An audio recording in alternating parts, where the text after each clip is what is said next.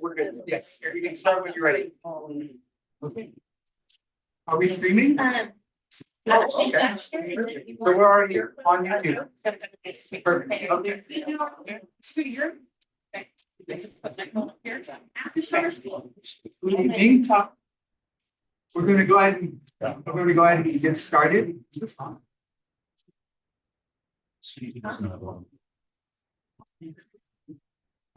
The speakers aren't going up here.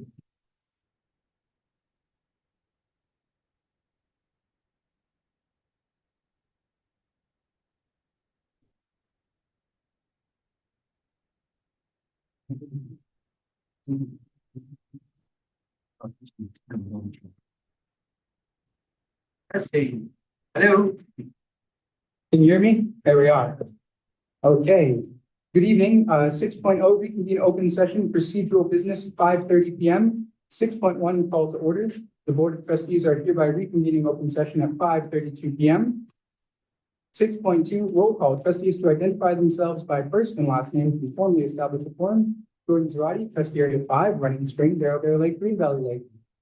Dr. William Ellinger, Trustee Area 1. Cindy Gardner, Trustee Area 3. Scott Kraft, Trustee Area 4. We have our quorum. I will note that Trustee Rivlin is not able to join us this evening until, but she will be teleconferencing in as agendized. 6.3 Pledge of Allegiance, led by would our consultants at Civics like to lead us in the Pledge of Allegiance? Oh, sure. Happy to be a part of it. Ready again? I pledge allegiance to the flag of the United States of America and to the republic for which it stands, one nation under God, indivisible, liberty and justice for all. Thank you, Dwight. We'll go ahead and move forward to 7.0 closed session report. 7.1 announcement of reportable actions taken during closed session. The board approved unanimously 4-0 the student services full expulsion case number 12-23/24. And the board approved unanimously 4-0 the student services stipulated expulsion contract case number 15-23/24. Moving on to 8.0 public testimony. Do you have any public comments submitted this evening? I do not believe we do, so we'll go ahead and move forward to 8.3, RIM Teachers Association Representative and California School Employees Association Representative. Do we have a speaker for our TA at this time? Madam President.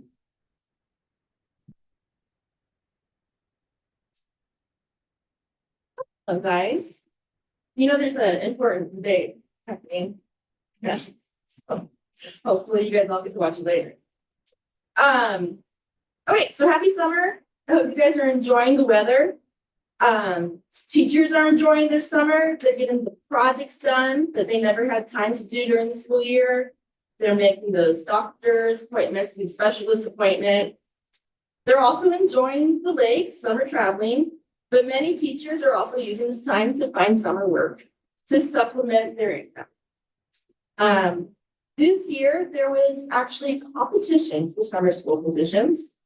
Other teachers are working in completely other industries like construction or realty to try and make ends meet. I also want to acknowledge the teachers working this summer without compensation. There are summer workshops that are needed to maintain our programs, like AP, every time we have a new AP teacher, or every time the College Board redesigns the curriculum, we have to get retrained, and it's a week of our summer. Avid teachers need to be trained and are giving up a week of their summer without compensation. Some get to do it in lovely places, and others are doing it online from their home office. A whole week of summer without compensation.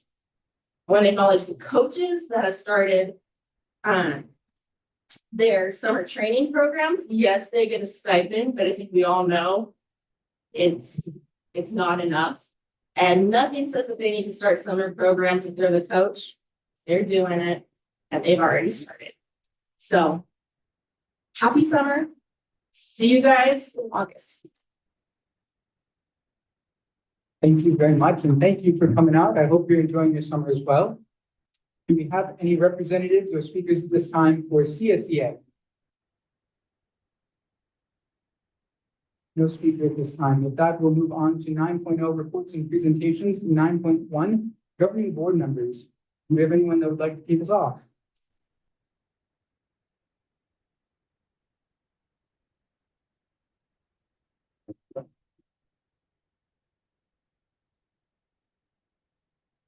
I think tonight is an important session as we look at the bond information. I think it's really important as we finalize these plans for the budget for next year. Continue to be concerned about where we're at with the state of California and funding. But there's an issue that really bothers me a lot. One of the things that is a big concern for me is parents' rights. In addition to parents' rights, the second concern is local educational organizations, boards having authority that's not taken away by the state. Both of those, I think, are being affected by a bill that there's various thoughts about, but it's AB 1955, which actually presents the state with the authority to determine when a student is communicating about change of life, if they're going to transition to a different gender.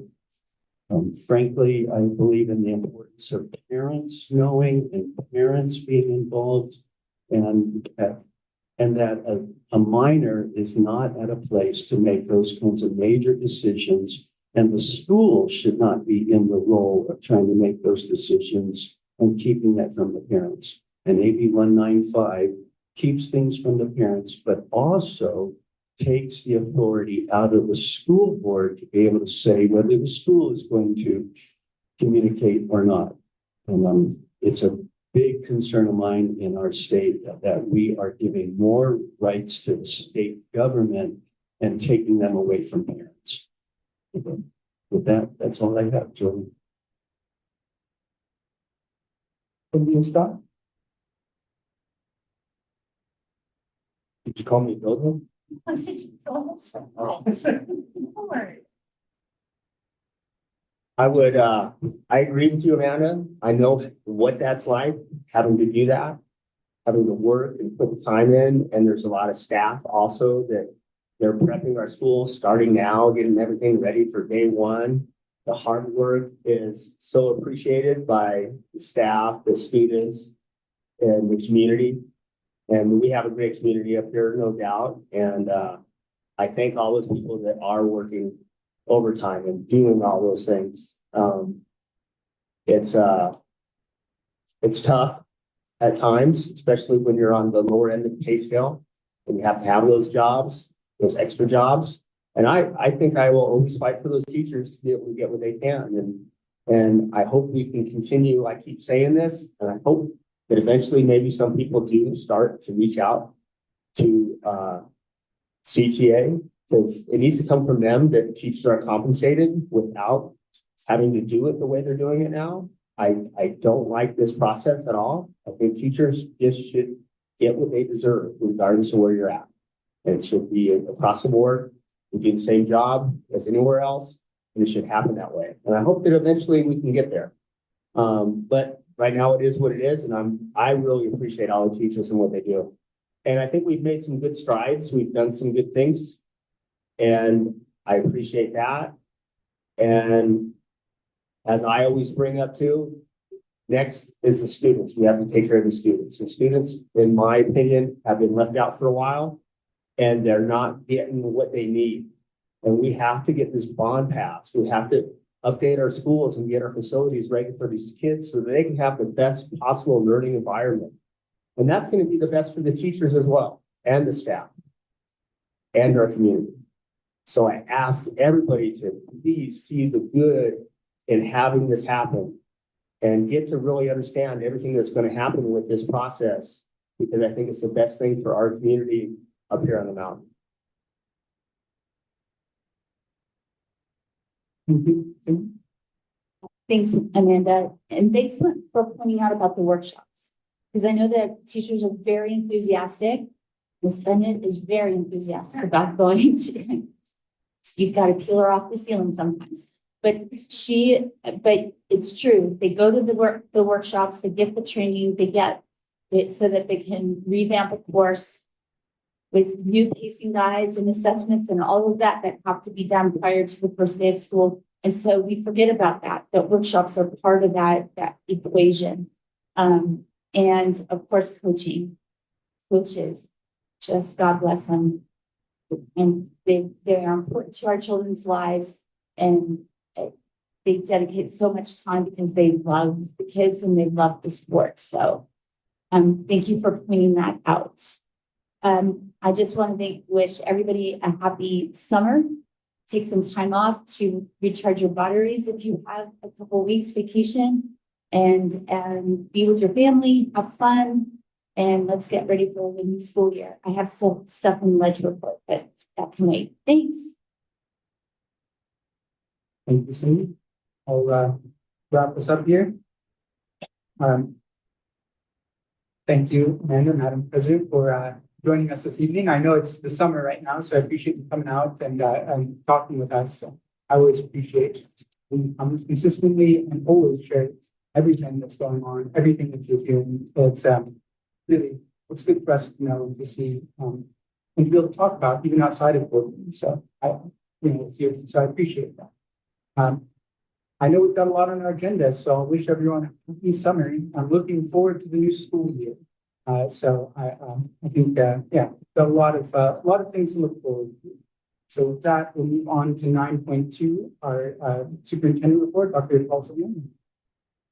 Thank you, President Zerati. I want to just mention I was able to attend on a sad note celebration of life for a student who recently passed. And I want to just share that I was very impressed with the number of students and staff, both certificated and classified, that attended the celebration of life. I was able to convey to the parents our condolences on behalf of the district.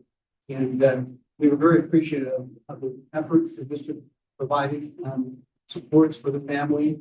And so I want to just remind everybody that they always value human life. You never know when it can be taken away. So with that, I want to also focus on something positive as well. I was able to attend a leadership summit, 25 superintendents, last 2 days. There's a book that they have worked on together. It's called Trust and Inspire. It's by Stephen Covey. And really, it's this book. It's a terrific read. And what it talks about really is the message is that really it is up to us to be able to build trust together and to inspire others. And really, the book really highlights you have a shift in the belief that the potential for greatness is in everybody, that everybody can contribute to really making that organization great. And that's something that I think that we're going to really pay attention to this upcoming year after prepare for the 2024-25 school year. And really, the book talks about the future of leadership, and that really, that in today's changing work environment, that that commitment, creativity, and really unleashing the potential of others is really up to all of us to do, and the work that needs to be done as we work together. And then really building leaders who can inspire others to contribute to the organization in meaningful ways. And then also that, really building a high trust culture, and really making sure that we pay attention to that as we navigate not only prosperous times, but also difficult times as a district. So I want to make sure that everybody knows this book, Trust and Inspire. I think my cabinet's going to know it well, as well as some of our district leaders. But I think if we work together, we can inspire others to greatness. And I think that's really a good message to convey to our public. Thank you, Dr. Saviani. With that, we'll go ahead and move forward to 9.3, our legislative report. Cindy, you want to start us with anything you got? Well, first of all, I was involved in a meeting with several of us in CSBA Delegate Assembly with Senator Chobo's, a staff person up in Sacramento, and the whole conversation centered really on Proposition 98 and the governor's, at the time, unconstitutional move on Prop 98. That's all been rectified, but during the course of that meeting, Spencer Rhodes indicated that the senator would really like CSBA, standouts, and even individual districts for their support on some of her educational bills. And one of the, specifically 1410, 1411, 1412 are some bills that she would like some support on. And realize after the conversation, one of the people in the meeting and I talked, and we realized that we go to our legislatures with a lot of asks. Please do this. Please support this. Please don't do this. And so we go to them with a lot of asks. And we realize that both districts and SANDABs as entities really need to work and making sure that we work with our legislators to bring those bills that are education or family related to SANDABs and to our districts and see what we can support and support our legislators in their work. That we need to create win-win situations where we go to them for our asks, but we also give them support where they are asking us for support. So that's what was the impetus of bringing those three bills forward. And then Jordan will present those because he's our board president and he should do that. And then I have one thing to go over after we do that. Sure. Before I jump into those three bills, all three are in your board packet here, so you should be able to have them in front of you. I just wanted to provide a quick update on SB 1429, the snowstorm bill that we helped author and sponsor with Senator Ochoa. It has been amended, and it now includes an additional ed code. This specific ed code outlines when a district should still receive its same apportionment of state revenues, even if they've not been able to maintain their facilities due to natural disasters. Notably absent from that one is snowstorms. So the bill 1429 was amended to add snowstorms to that piece of ed code as well. So if for any reason the district is unable to maintain facilities because of a natural disaster such as a snowstorm, we would still be protected to receive our same proportion of state revenues. So that is a quick update on SB 1429 there as it continues moving through the legislature.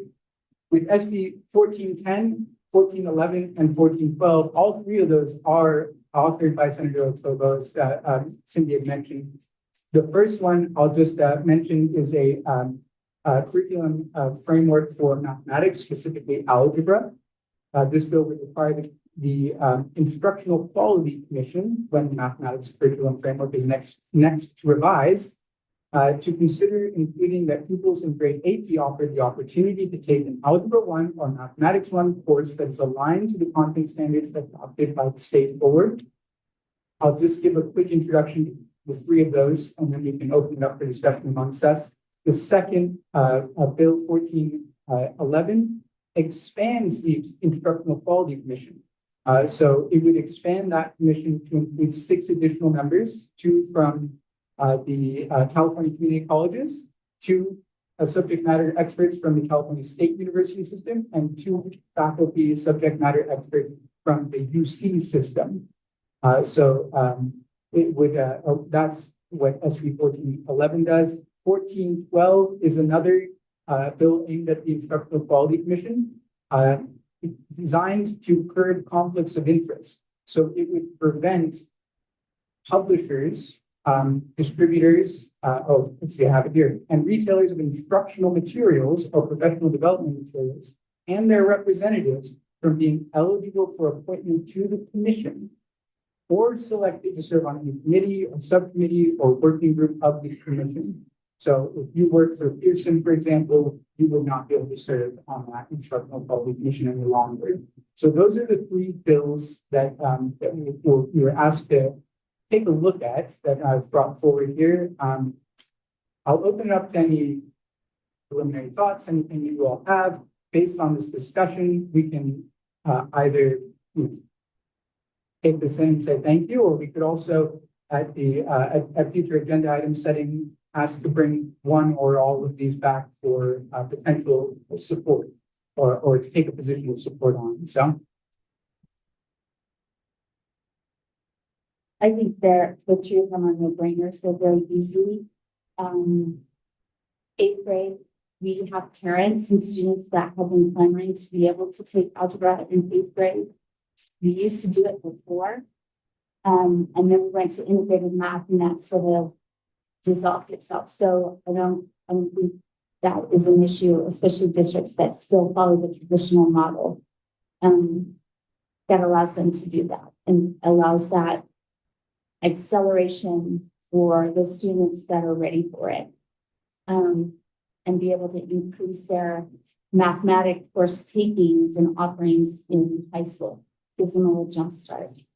I know we're late to the game on this, so these bills may actually keep passed by the time, but I think we should definitely, I think they're worth supporting. thank you, Cindy.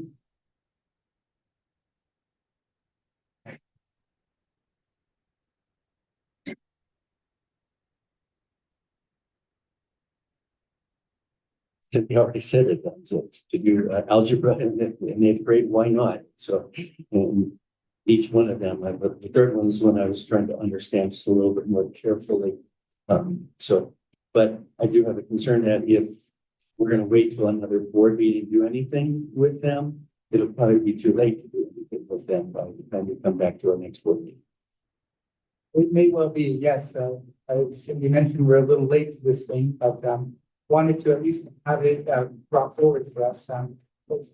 Yeah, I think that what we can start to do and what's being discussed at the standards level is just being more cognizant of which bills to bring forward earlier in the board discussion. So at least we can establish practice now, even if we're late to the game, that we recognize the ask by the senator, and of course, assembly member Black probably has some that people like that are, pertinent to education on his part, that we can do this in a more timely fashion, and their offices can contact us and get us the information earlier. Makes sense. What we can do is, if we decide to put these three on for our future agenda items planning, we can monitor them. And when we get to agenda setting, close to publishing our agenda, we can see if any of them have passed through and, not needed anymore, or there are still some out there, we can still put them on that agenda moving forward. And no decisions need to be made today, of course. Even if we put it on the agenda, we'll have until that next board meeting in August to really read through and understand these bills, so that we can come back, be able to make an informed decision. And I'd appreciate the thoughts also of our administrative staff, as particularly like on Algebra 1, things like that, and how these things fit into our agenda for our school district. So that would be a part of what I would hope for if we were going to look at this again. By the way, I'm open to doing whatever we need to, George, so we can move forward with this. So if you want somebody to request that these go on the agenda, then I'm requesting it. Yes, let's invite side to the conversation. Absolutely, thank you. I'm looking at SB 1410 and the opportunity to offer Algebra 1 or IM1 at 8th grade. That is something that we currently offer.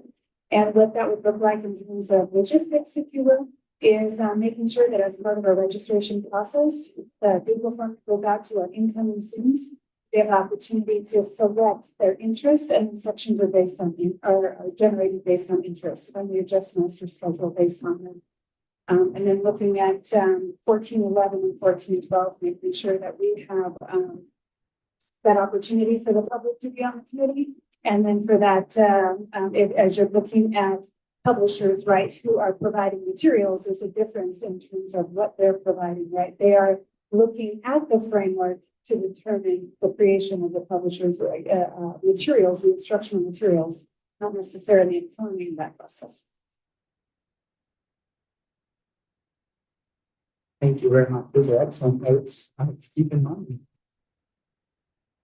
Okay, and then when I was in delegate assembly, one of the Erica Hoffman, who is she's involved in the legislative part, more on the federal side, but there's a bill that CSBA is pushing hard that would ask that the state, the CDE, look at the amount of plans that districts are required to submit. Everything from the LCAP to budget plans and everything in between, and that we really get a list of those plans so that we can take a look at consolidating them or being able to see which plans can be used for multiple purposes instead of rewriting them even a small bit.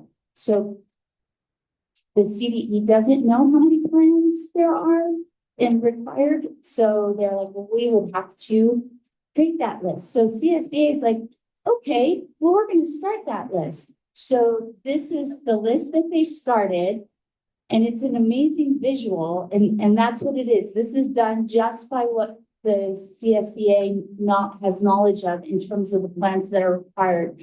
And just the visual was just so amazing. All of us in the room were just, I know, we were all like Bill, like, holy cow.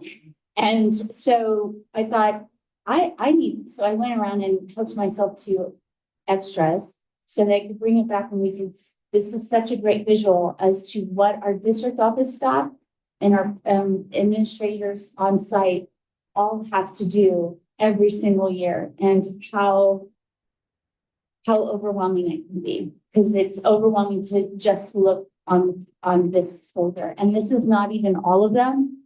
CSBA recognizes that this is just a start. And so CSBA is hoping that the bill is moving forward, so it doesn't really have any pushback. We talked about this with Senator Chobo, and she has been on a school board at Yucaipa, Calamasa, and so she really sympathizes with districts on how many plans there are to be submitted. So just wanted to bring that to everybody's attention because I thought it was really cool. I'd like to make a comment on that. I do think that the amount of reports that are constantly having to be reported to the CDE creates some challenges for site issue. It takes away from the work, the important work of trying to raise student achievement. And so that is one of the big factors, is it takes you away from the work that you need to do to improve student outcomes. I think that our director here can prove that as well as our business movement. And having an accurate listing of all the reports and plans that are required will also be good to educate our legislators as they present bills.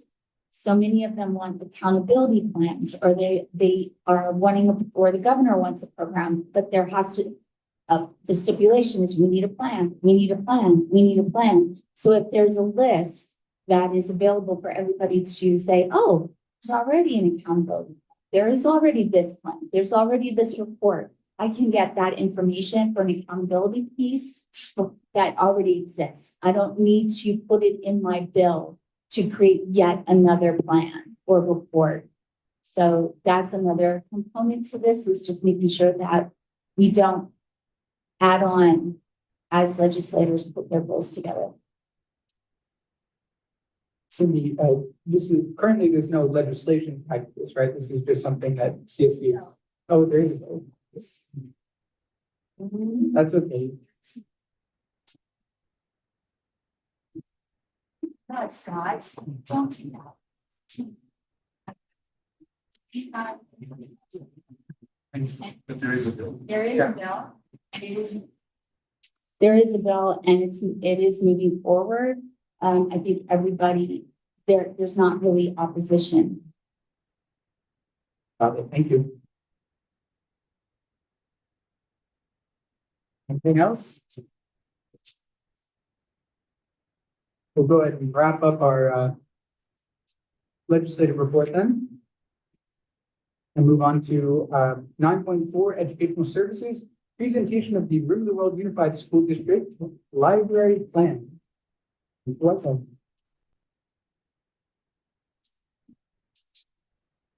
That's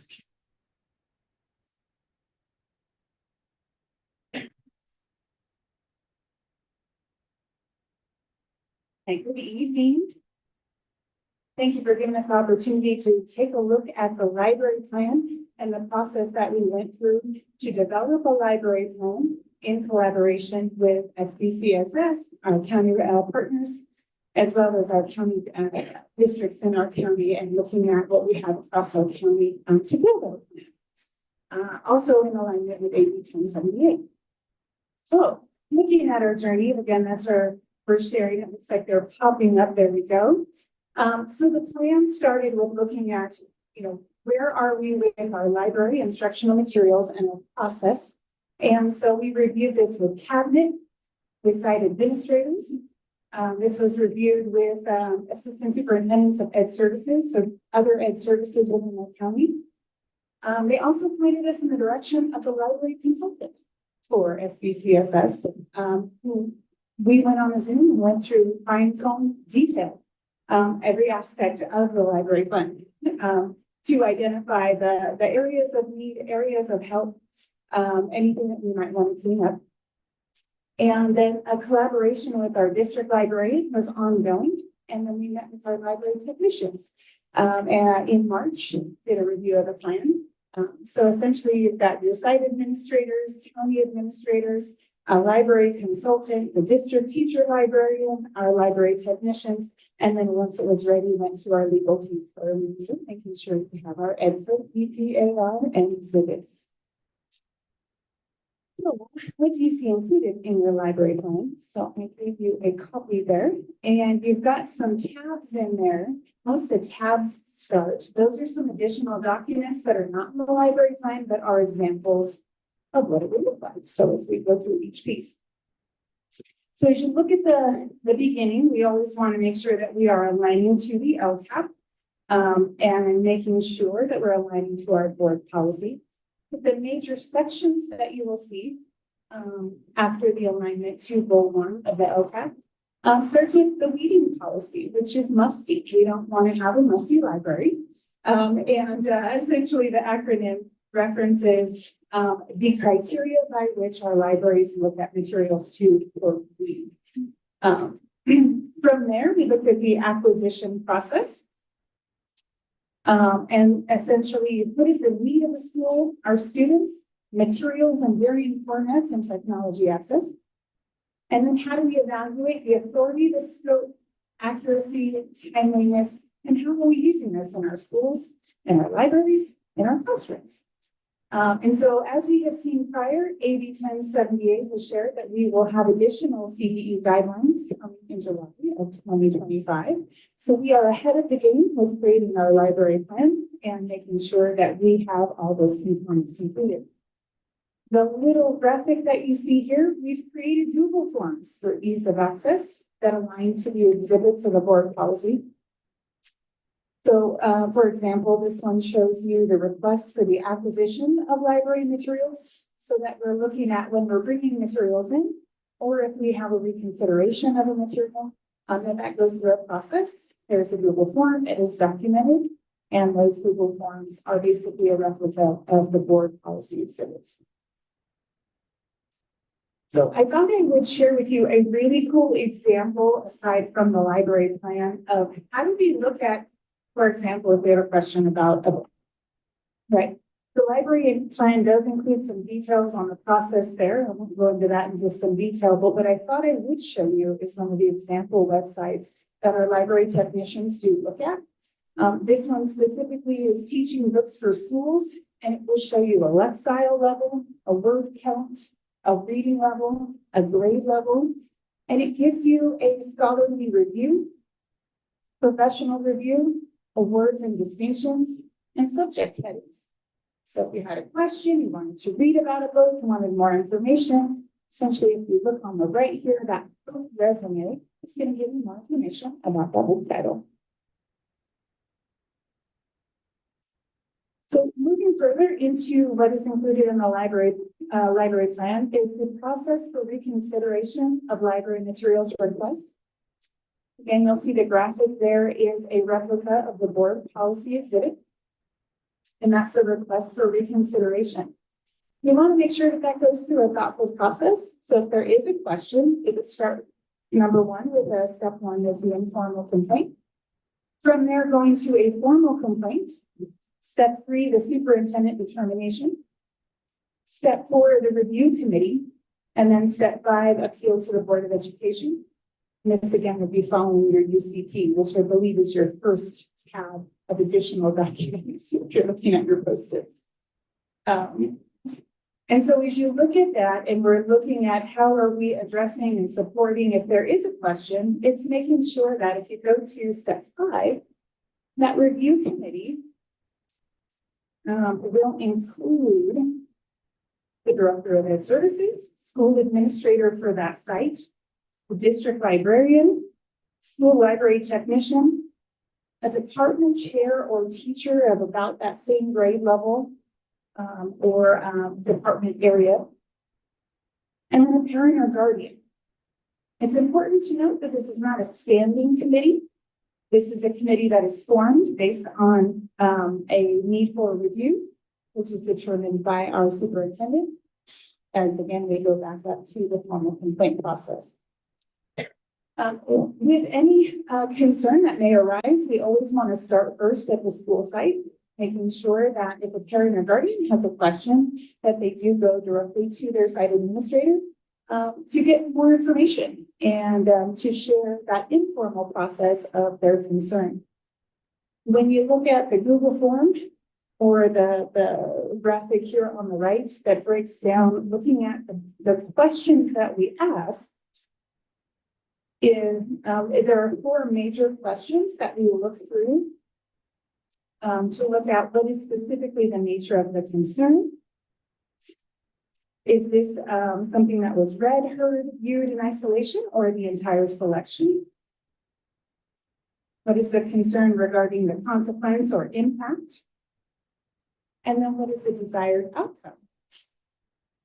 So if we go back to one of the many examples listed in the plan, again, I didn't go over all of them, but like, for example, teaching books, going ahead and being able to put in that book, check out the book resume, get more information about that text, and to support the review process. So you have some supporting documents. I threw some screenshots in there. And so those are not in full in the library plan, but I did provide you some examples of what that would look like. And that is your UCP is your first tab. Your second document is access of all of our digital materials. One of the components of our library plan is making sure that we have digital access to our materials, expanding that. And then your third tab, reconsideration, and what that process looks like. That does mirror the library plan. But that would be an easy 1-page, 2-page document that a site administrator could pull up and review with a parent if they wanted to grab that document quickly. Your next is the collection development process. And then you see the examples of the Google forms for both the reconsideration and the acquisition process.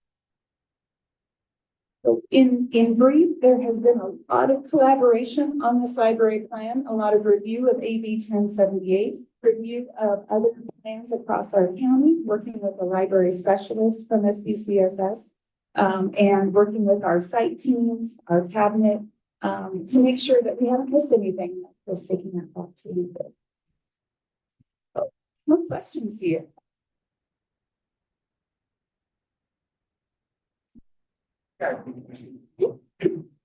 There's a digital list of all the books that are found in each library. We utilize Destiny, which is our program for housing all of our textbooks, as well as any instructional material. Any book that we have in our system is barcoded and put to Destiny. And in fact, we've upgraded our resource manager to include Chromebooks as well. So parents that maybe want to check those out can simply obtain that individually and go down the list themselves if they wanted to. So the Destiny system is an internal system for our district. So like a parent wouldn't necessarily have access to our internal system.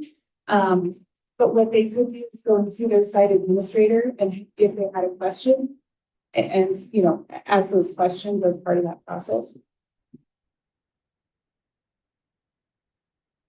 In regards to the panel, in terms of having a parent guardian or community member on it, what someone has expressed to me, a parent has expressed to me, is making sure that as materials brought forward to review, is taking that parent or guardian, making sure that the party is neutral in their observation of maybe some of the sensitive material that is under discussion or review, or that maybe a couple parents with, let's say, different views are on the panel to make sure that there is a healthy discussion in regards to materials that could be considered sensitive in nature. So that was expressed to me as a concern, is to make sure that the parent representation, guardian representation is neutral or is fair in reviewing those materials. Absolutely. And definitely information we'll pass on to our site administrators, as they'll be that first step in receiving concerns. Very important to hear our parents.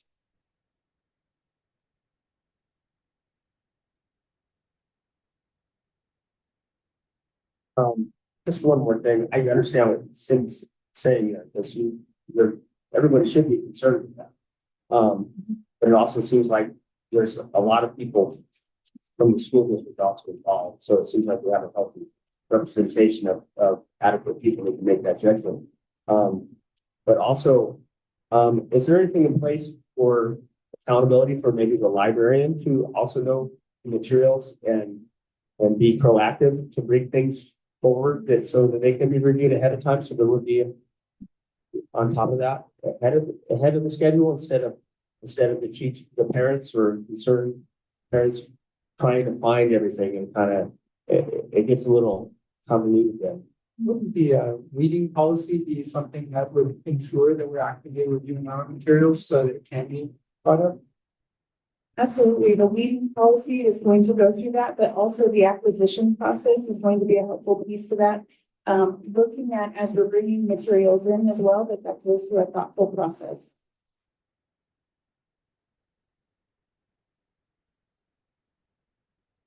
Any other discussion? I appreciate all the work that's gone into this. I know it's a huge piece of labor that this represents. So thank you very much. Welcome. We'll move forward to 9.5, educational services. Presentation on the 2024-2025 Local Control and Accountability Plan, LCAP, Local Performance Indicators Self-Reflection. All right. Thank you for having me again to discuss today the LCAP local indicators. So you have the presentation in front of you, but what I also did was I created a kind of at-a-glance document that aligns what we're going to talk about today and the LCAP with the local indicators. So what do we do with the information? What is required, and where would you find that in the LCAP?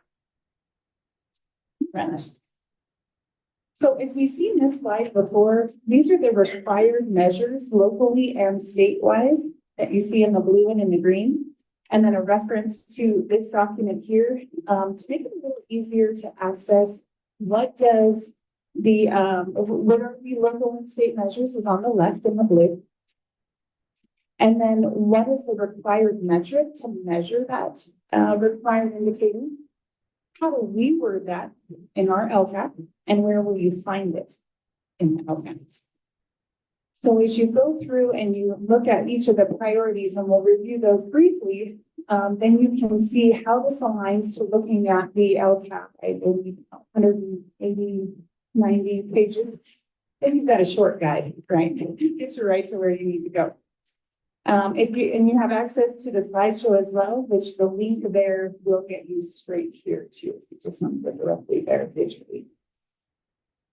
So of course, our district priorities, as you see, our 3 goals are always to first start with that trust and inspire and building our relationships across our district. Making sure that our parents are included, that we have those relationships where people feel comfortable to have that conversation and to say, well, can you tell me more about that? I would really want to understand a little bit more, maybe about an instructional material or effects. And that really is a foundation of relationship. So as you have seen my parent squares come out, you'll see some examples of some of the surveys that come out and how they align to your local indicators. We have, as you've seen, Kelvin, a little dog, Baxter, or Boogie, I think is the elementary name. And he does do a little Boogie when he comes on your screen.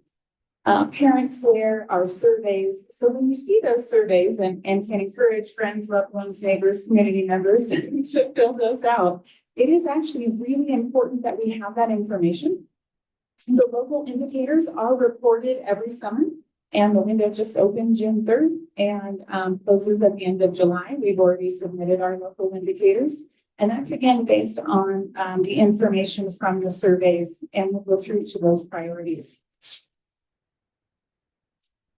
So looking at priority 1, and you've seen our picture of our wonderful teacher here before, we keep reusing that one. But priority 1 is looking at your rate of teacher misassignment, sufficient access to standards aligned instructional materials, and our FOOT, or our school facilities and repair. You can see where you'll find those in the metric and how it looks if you go to CDE, right? If you go to the school dashboard and look at our information, this is essentially what that will look like. Looking at priority 2, this is where we look at the implementation of our state board adopted academic and performance standards.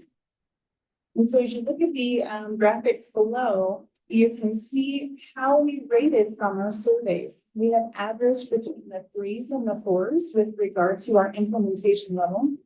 The rubric for implementation is listed here. A 1 is exploration and research. 2 is beginning development. 3, initial implementation. 4, full implementation. And 5, full implementation and sustainability. So when we look at the questions, and those are directly aligned to the state indicators for that priority. And so essentially the wording you will see across year to year, we're looking to see, were we at 2 in the previous year? Did we jump up to a 3? Are we moving closer to that 4? And we have averaged between the 3s and the 4s with regard to that implementation of standards for priority 2, and even moving into the 5s. Do you see for question 2? Can I ask a question on that? Yeah. NGSS, because we've just, piloted, we just got the materials. So my question is that we're getting a 4, that full implementation?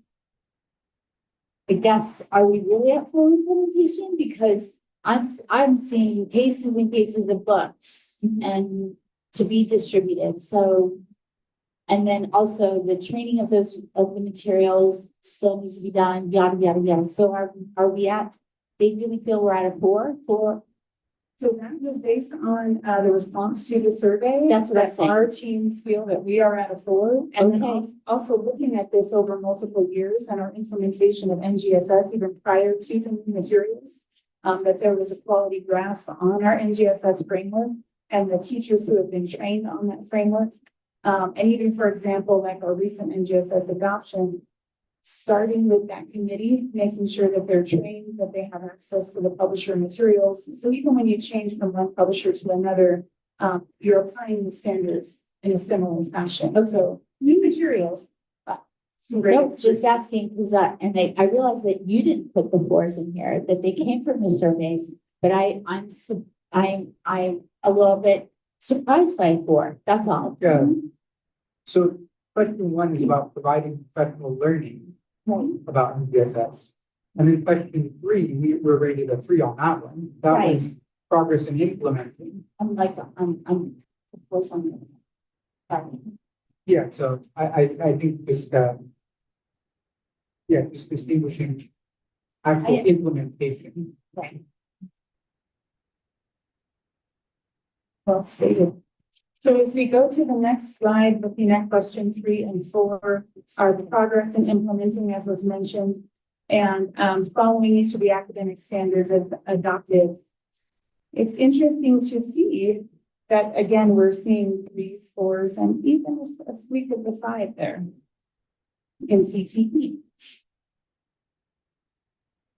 I also am not challenging the whole NGSS. I'm just surprised. That's all.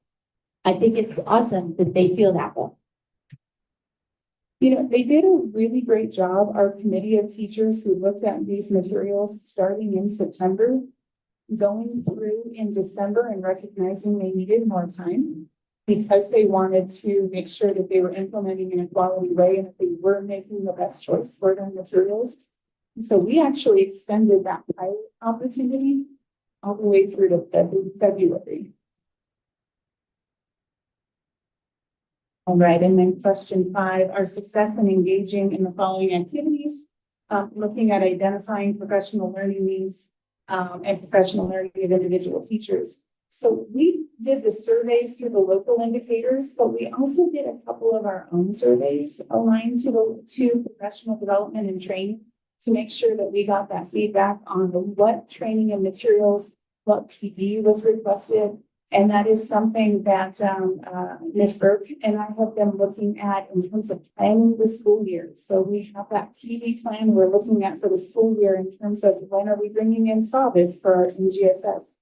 How are we being responsive and ensuring that we include MTSS inclusion, interventions, AI, and being responsive to what our teams are asking for in terms of professional development and training, and staggering that throughout the year so that you're not looking at a one and done, but that you're looking at how are we building foundation and longevity to build and sustain our capacity for education. Right. So priority 3 is parental engagement. Again, this is another area where we ranged in the 3s and the 4s, which is very similar to last year. So that and a little bit higher if you look at the Kelvin survey, which you'll see in just a moment too. We saw an increase in both participation and favorability from our students, families, and staff. So all 3 of our groups did increase their participation and favorability, but we do see we need to continue to increase that participation. It did go up a few points percentage-wise, but we want to continue to get that word out.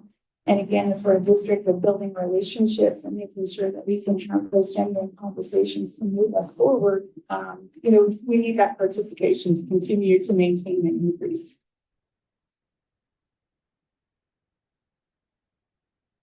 So looking at section 3, priority 3, this is where we're looking at seeking input for decision making. All 4s. All 4s. And that was an increase. We were 3s and 4s in the previous year, and an increase to all 4s in this case. A lot of effort was given across all of our site admin, our cabinet, our site leadership teams to make sure that we were looking at each initiative and looking at professional development, looking at the needs of our school district and making those decisions as collaborative teams. Very much, again, I'm going to emphasize the inspire, trust and inspire as we move forward. So we've seen a version of that picture before if you've gotten your mom mail. This is the other version of the same picture. And so this one's looking at student achievement, this is all the CASP information, iReady, STAR, LPAC, that you'll see in depth in the LCAP. As you're looking at the LCAP as well, you'll see that some of our metrics have expanded to include all of the student groups by district and all of our student groups by school site. That way, if we have an area of red or of need, that we can look at those individual student groups from year to year as we're doing our root cause analysis and our needs assessments for continued areas of growth. So when you look at the metrics on the right side that align to priority 4, you see a lot of metrics listed there. Because there are a lot of areas in which we're looking at our data, right? Because our measures are not just one, they're multiple. But we can identify our proficiency across the board.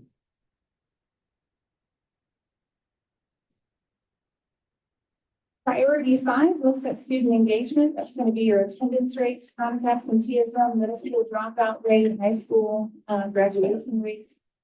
And so as you're looking at that, similar to our assessment scores, we also included all of the student groups to expand our metrics for priority 5 and priority 6 in the new LCAP cycle.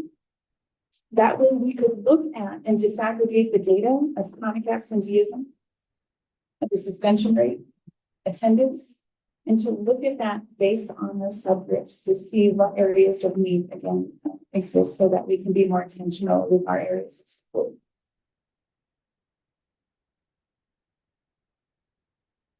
And that slide gives you an example of the Kelvin surveys, non-participation rate and favorability rate. The interesting part of the Kelvin survey, as you're thinking, okay, we took a survey, well, what's on it? What increased? What maintained? When you look at the questions, these questions remain the same year to year, so that we can see those percentages and what those changes might be. But what you're seeing is student, staff, and family results is a favorability based on those groups. And I just really want to highlight where we're at within the instructional environment. 84% as surveyed by our families. Emotional safety by our staff, 87% favorable. Student sense of safety and instructional environment, very close, 77 and 75%. So when we look at and say, we take the time to take a survey on the school or a Google form, or you see the little dog in the corner and we say, please fill out the Kelvin survey. It really helps us to take those surveys, get that information, take it back to our site administrators so that they can take it to their site leadership teams, take it to their school site council teams, and make informed decisions based on what we're seeing. This percentage about. So priority 7 is our course access. That's where you'll see that question, do we have a broad course of study across our district? We are at 100% our broad course of study. And that's demonstrating also that we have programs for our students with disabilities, our EL, low income, foster youth, and programs and services that are developed with equity and access. And priority 7 will be something we continue to work on as we attend the multi-tiered systems of support training this summer. We have multiple staff members that will be joining us in building our MTSS teams by site that will have those layers of inclusion that we continue to talk about. That is not just specific to students with disabilities, but applies to every student, making sure that every student has access. And so when you see the RIM instructional vision, we see optimizing student achievement for all students. And that is, again, part of that study. And then pupil outcomes, priority 8. We have option locally on how we do that and how we look at our metrics for the pupil outcomes. But you see several metrics there and a lot of information aligned to our college and career indicators our CTE pathways, seal of biliteracy, students, a percent of students that are in AVID that go on to a four-year university. So many of us college and career indicators. So ultimately, why the local indicators? We are aligning our state and local measures to make sure that we are doing that meaningful data review through surveys, through data of our proficiency in terms of our class, our assessment scores, our chronic absenteeism, our suspension rate, our climate and culture will tell them. Because ultimately that all comes together in a tier 1 foundation, and then we build our interventions in tier 2 and then tier 3 for our most intensive support to make sure that all students have access and support.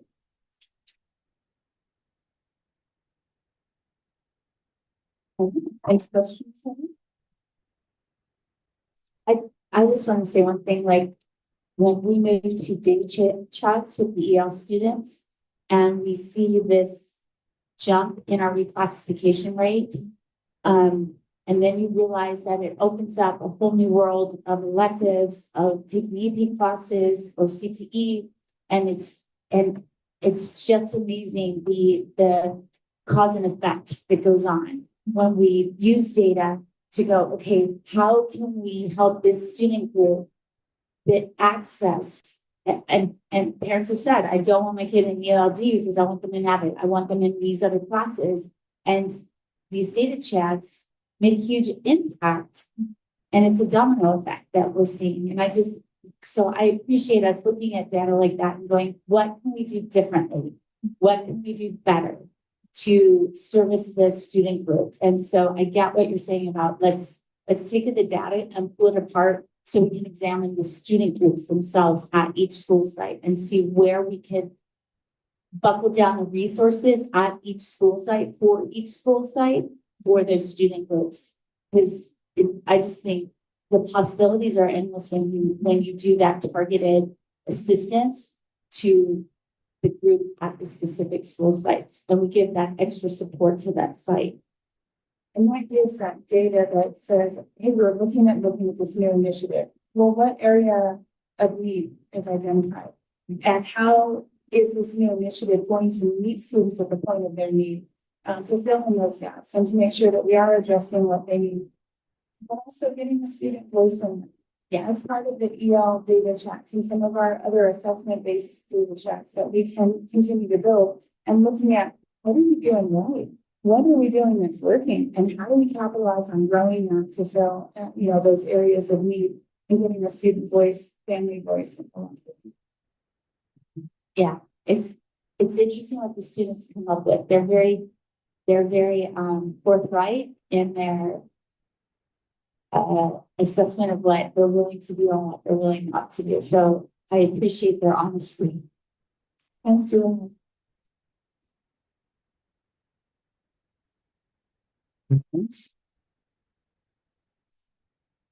Very much. Thank you again.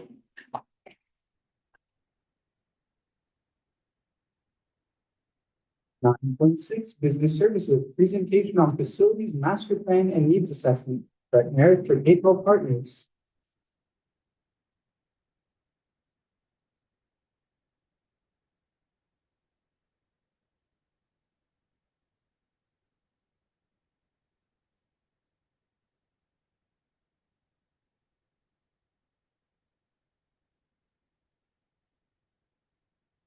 Thank you very much for having us today. I want to introduce Brett Merrick, who's joined us via Zoom. Brett, can you hear us? I can. Can you hear me okay? We are having trouble hearing you, so let us just work on that volume. Oh. There it is. We see ya. Yeah, Hola, ¿cómo está? let's test the volume one more time. Okay, testing. Can you hear me now?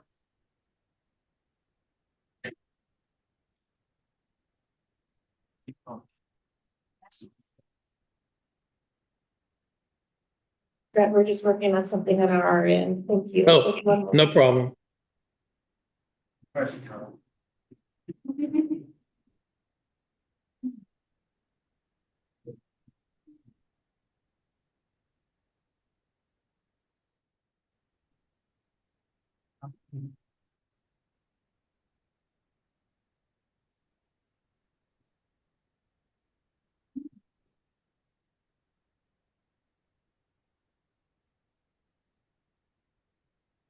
Brett, can you hear us? Yes, I can hear you. Yeah, he can hear us, but we can't hear him. I can hear him Maybe just barely. keep talking so Through that the, when we can hear you, then we'll hear you. So just keep talking. Just keep talking. Okay, I won't stop. Yeah. Just let me know when I can start.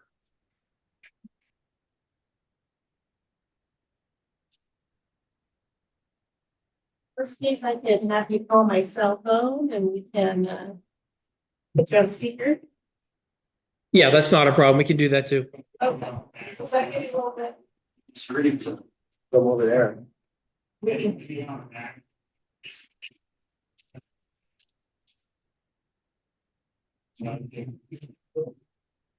Want to try your cell phone? That's not a Yeah. bad idea. Brett, you want to give me a call on my cell? Yes, let me pull it up. Charles, I'm gonna try turning this up here. Try that. Can you hear me now? And I can send it to you via email if you don't have it handy, or I can Yeah. give it to the YouTube world. You could just send it to me real quick. That might be easier. Your phone right here. Okay, here, thank you. That's not-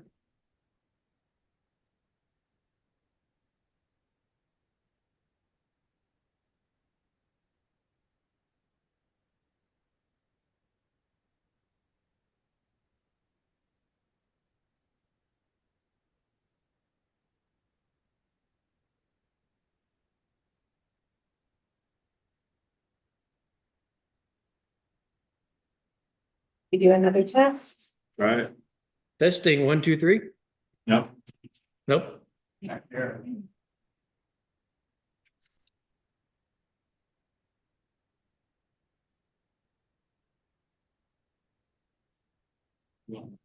Okay, so go ahead and I'm gonna send you my cell phone, Brett, if you don't have it. Okay. Yeah, that would help.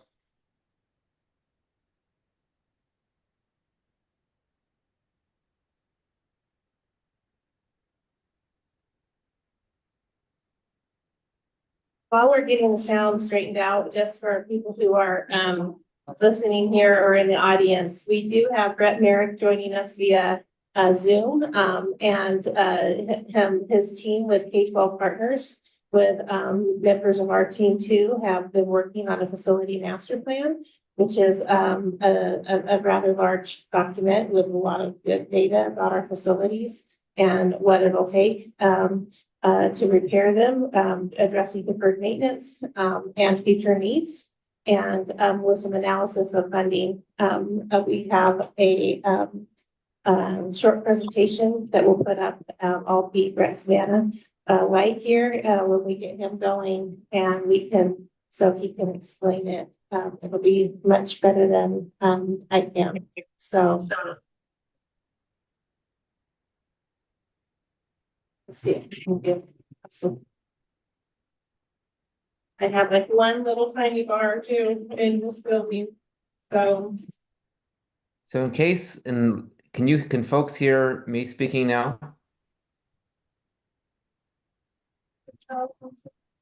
I can hear you great. Okay, great, thank you. Okay. Yeah. There we go.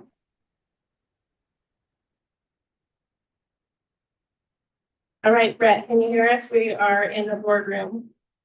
Yes, can you hear me okay? How is this coming across on the mic, on the microphone? Are we good to go? Yeah. Yeah, we can hear you. It's not great, but if you can just use your inside teacher voice, that would be wonderful. My inside teacher voice, which is loud, right? Yes. Okay. Okay. So thank you for giving me the opportunity to speak with you tonight. And I apologize that I was not able to attend in person.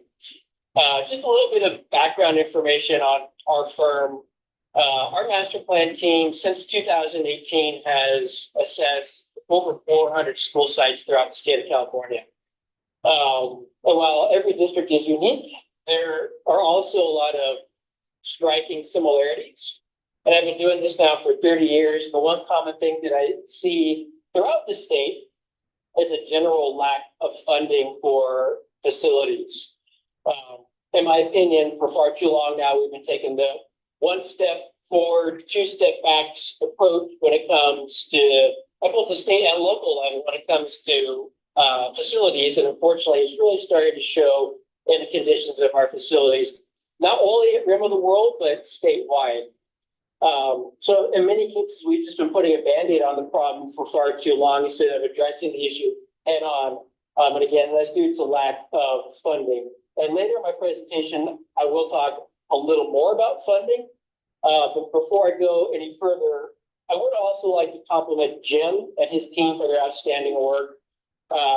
We saw firsthand Jim's ability to interact in a positive way with the school site staff when we walked each of your school sites. And just the general knowledge was something we were all very impressed with. So I wanted to thank Jim for spending the day with us, walking each of your campuses. And he's in the room with us, Brett, so thank you very much. Okay, great. So if we can go to the first slide, which is actually slide number 2. Yep, we're there. Okay, great. So first of all, I want to talk about the goals of our master plan. And our goal is to establish a foundational roadmap that really tells the district's story. And there's 2 major components that we focus on, and that is engaging your stakeholders and conducting the comprehensive needs assessment where we walk each of your facilities. From there, then we can start to identify some of your short-term and long-term scope of work, and then attach some preliminary cost estimates to that scope of work. So at that point, we've figured out what our needs are and how much it's going to cost. Next, we need to find out, well, how are we going to fund these components? So we want to review some of your funding resources. And at that point, we can start to prioritize your projects based on the district's goals and objectives. So we'll go to the next slide, which is slide number 3. Yep. So let's look a little bit at the stakeholder engagement. Goal is to make sure that we can capture the diverse perspectives of everybody involved, especially those who are there on a day-to-day basis. So first off, we started with a preliminary meeting with your district administration, where we were able to kind of get a high-level overview of what are some of the needs and the goals of the district moving forward. And then we met with each site principal the day of the site assessments. So before we walked the school site, we sat down with the principal and we were able to get a little more detailed information from the principal. And then we asked the principal to join our team as well as Jim when we walked the school sites. And then we also want to make sure that we engage our teachers and our staff. So we put together an online anonymous survey, and I will be sharing those results in the next slide. But then the final part of the engagement is where we're at tonight, which is the board presentation and discussion. Okay, slide number 4. Yep. So these are our survey results for Charles Hoffman Elementary. And there are really 2 questions that participants were asked to partake in. Number 1, rank certain facilities on a score of 1 to 5, where 1 is in the poorest condition and 5 is in the best condition. And so if you see on the left-hand side of that slide in the gray, you'll see a listing of the different facility categories. So at Charles Hoffman, the teachers and staff ranked the TK and K classrooms the highest, and the outdoor play equipment the lowest. The total score at Charles Hoffman was 3.1 out of 5. Then on the right-hand side, we asked each participant to rank of these 8 different categories, what do they feel were the highest priority in terms of needs? So at the top 3 at Charles Hoffman were repairing leaking roofs, upgrading HVAC systems, and modernizing interior spaces of your classrooms. On the next slide for Lake Arrowhead, yep, participants ranked your office and administration spaces as the top ranked facility on campus, and the lowest was your indoor athletic spaces. And the total score was 2.5 for Lake Arrowhead Elementary. And on the right-hand side, your top 3 priorities, according to the teachers and staff who took the survey, were repairing leaking roofs, upgrading HVAC, and modernizing classroom spaces. So the exact top 3 as what we saw at Charles Hopper.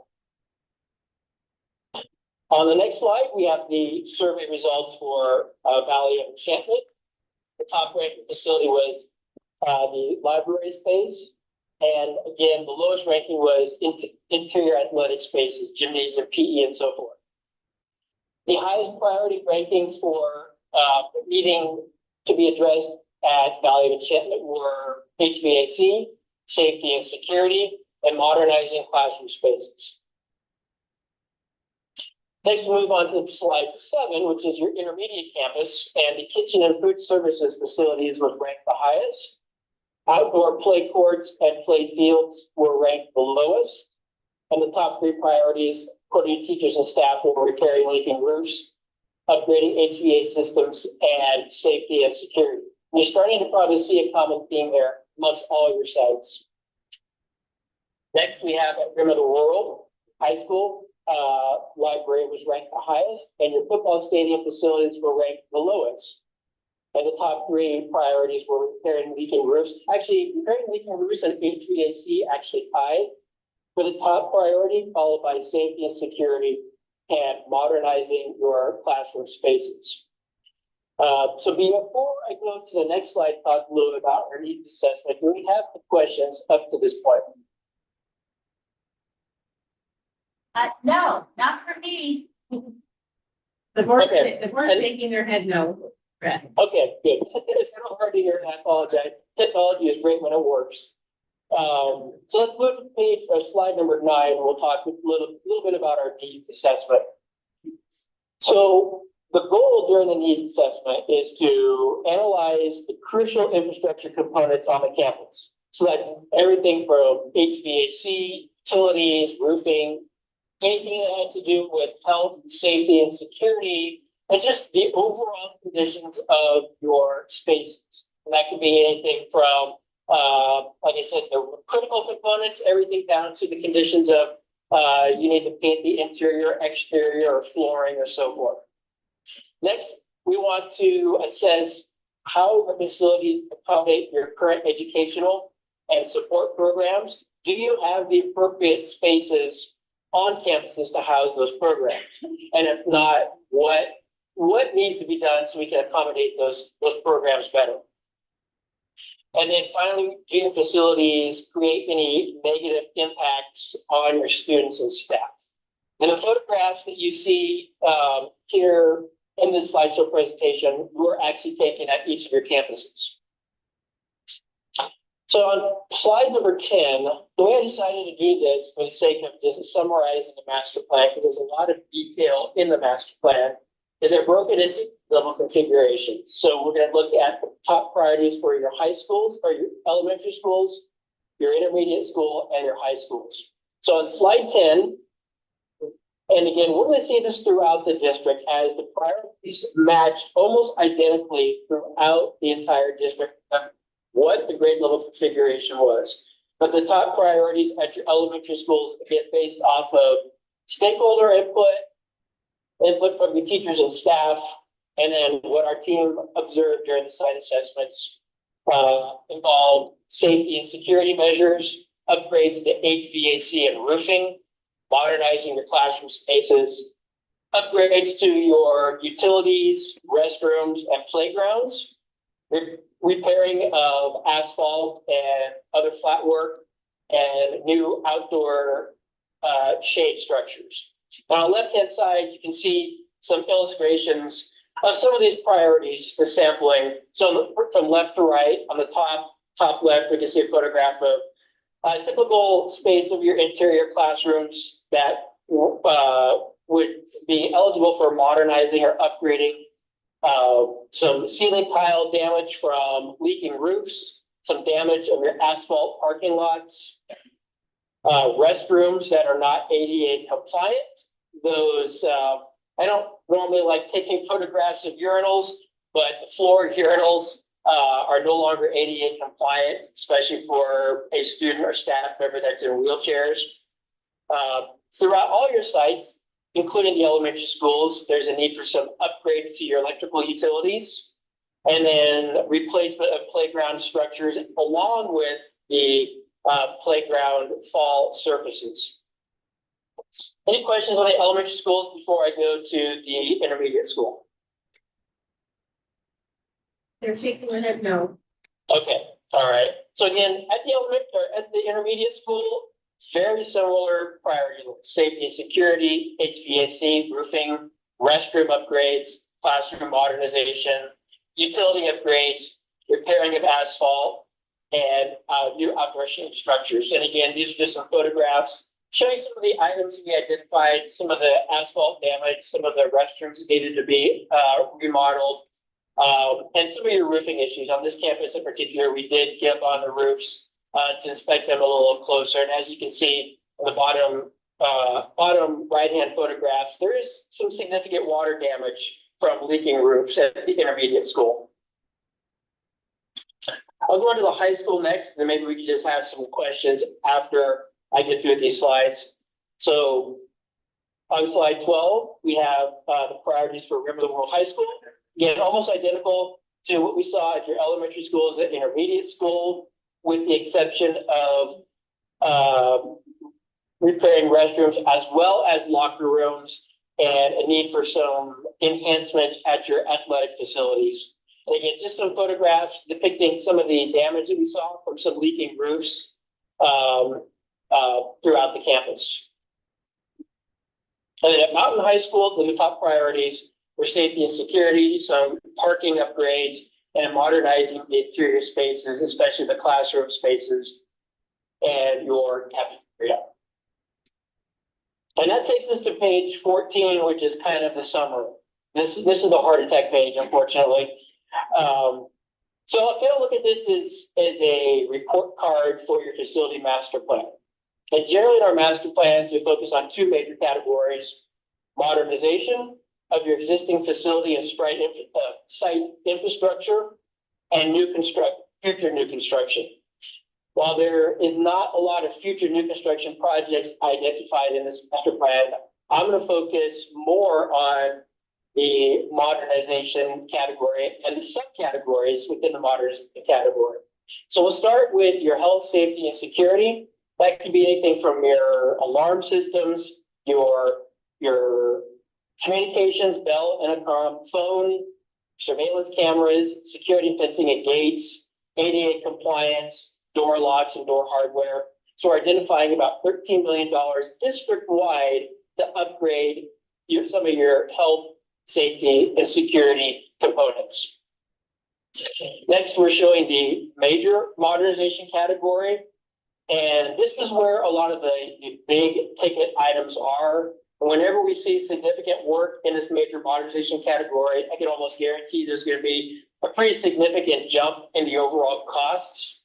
And as we saw through stakeholder input and the photographs we took there at the school sites, you have two major components in the major modernization category: roofing and HVAC, that take up a good chunk of our overall cost. We're at about $47 million cost estimates for the major modernization projects. Then we have our basic modernization, which is more just a refresh of things such as interior, exterior painting, flooring, interior and exterior lighting, just kind of an overall refresh of your facilities. And then the fourth subcategory for modernization would be anything that has to do with your site infrastructure. So we're looking at items in the utilities category. It could be power, electrical, water, drainage, sewer, upgrades to your playground equipment, and anything that has to do with asphalt or concrete flat work. Those are some big ticket items in the site infrastructure category. As I mentioned, there is the future new construction projects, and there were not a lot identified in this master plan. There were a few that I'll mention. First of all, I think just about every site had requested some sort of outdoor shade structure. We discussed some future concessions and restrooms at the Rim of the World High School football stadium on the visitor side. And I wasn't quite sure which category to put this in because it's not something we come along very often.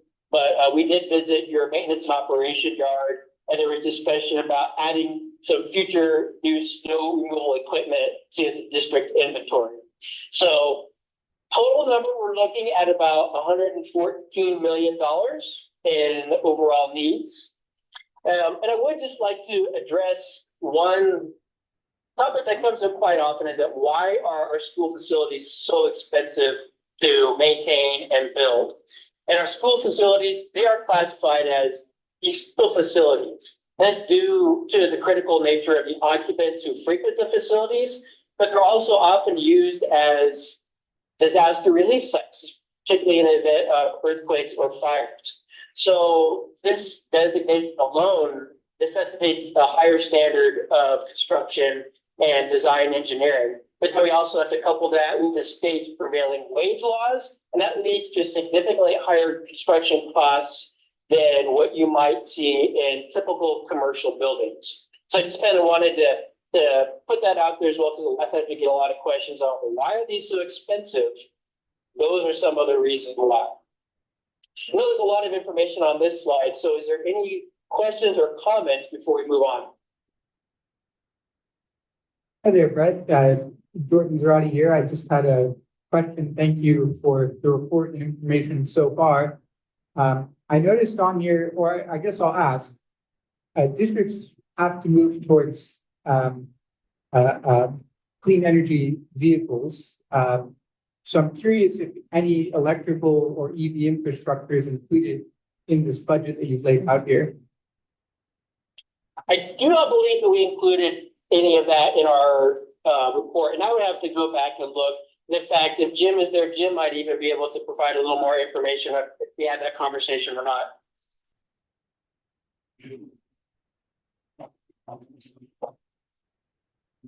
Got it. Thank you. Okay, thank you. So we now know what our needs are. So let's talk a little about funding our facilities. The two categories I'll talk about tonight. First, it's our state options and then some local options. So let's first talk about our state options. Permanent facilities that are 25 years old or 25 years since they were last funded to the state modernization program are eligible for state modernization funding. Portables are eligible every 20 years. So under the current regulations, modernization is funded at a 60-40 split, meaning that 60% of the eligible amount will be funded by the state, and the district will have to come up with 40% of its local match. That's the modernization category. And I'll talk a little bit more about that on the next slide. But there are a couple other categories I want to at least mention. The new construction category, which is based off of an enrollment projection and looking at potential future unhoused students, that will help fund the construction of new classrooms. That's at a 50-50 split, meaning the state would cover 50% of the eligibility, the district would have to match 50%. The financial hardship category is a category where the state would come in and fund 100%. Generally, we see this amongst our clients where the current regulations states that if bonding capacity is less than $5 million or your bonding indebtedness is 60% or more, then you could potentially qualify for financial hardship. Usually we see this used by some of our smaller clients who have a difficult time passing a bond and have a lower bonding capacity. The facility hardship category is just if there's a natural disaster such as an earthquake, fire, or flood, there is potential for the state to come in and assist in rebuilding of those facilities.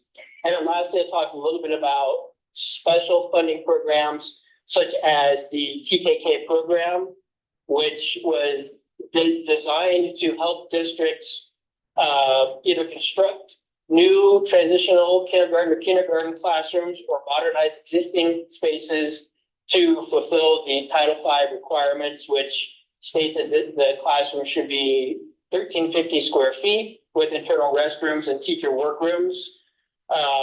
That's another program that at the moment has been put on hold, but we're hoping we'll get some additional news out of the state about the future of this program. So there could be some potential there down the road for all districts. We'll just have to keep an eye on that. But I want to talk a little bit briefly about the local options as well. The quickest way to the largest pot of capital to address your facility needs is the general obligation bond, and that's voter approved. I know you are in discussions with the financial advisor about that right now. Certificates of participation, COP, is going to be a lease financing program. Obviously, you can fund your facilities through your general fund. Some districts have developer fees and Melrose. And then I'll talk a little bit more about deferred maintenance in the coming slide, but I just kind of want to give you a general overview. And this may be information that you already have and already are aware of. I just wanted to make sure that it was addressed in the master plan itself. Brett, Dr. Seviano's going to make a comment. Okay. Brett, hopefully, maybe you can elaborate on how districts access the state options that you've described. And Dr. Saviano, which of these would we actually qualify for? Yes, and in fact, the next slide will kind of help address that a little bit more. So with this, I had Schoolworks Incorporated out of Sacramento. I've worked with a lot over the years. And I also believe Dr. Seviano has worked with them in the past. Put together a state modernization eligibility analysis. So this analysis takes into account the age of your buildings, when they were last funded under the modernization program, and when they are eligible again. So this chart on slide 16 shows when your campuses will be eligible, what the total eligible amount is, and then what the state match or 60% would be, and what the district match or 40% is. So as you can see in this chart, Lake Arrowhead, Rim of the World High, and Mountain High are currently eligible for modernization. Your intermediate school, Valley of Enchantment and Charles Hoffman, are coming up on eligibility in 2028 and 2029. So if we were to look at the district as a whole, we're showing total eligibility of about $24 million in projects. So the state portion, or 60%, is about 14.5. The district would have to come up be about with 9.6 million of their local match. I will also, yes. Oh, Brett, this is Jenny. And I Yes. wanted to just kind of piggyback on this, on what it takes to be able to enter into the program with having already board approved and architecturally drawn plans submitted to DSA to get us in line for these funds. So where we can't apply for the funds until we've had the capital up front to identify projects, do the engineering and architecture work for the plans of the projects and submit them to the Department of State Architecture. Yes, that is correct. And I was going to mention too that a lot of our clients have a difficult time coming up with a local match.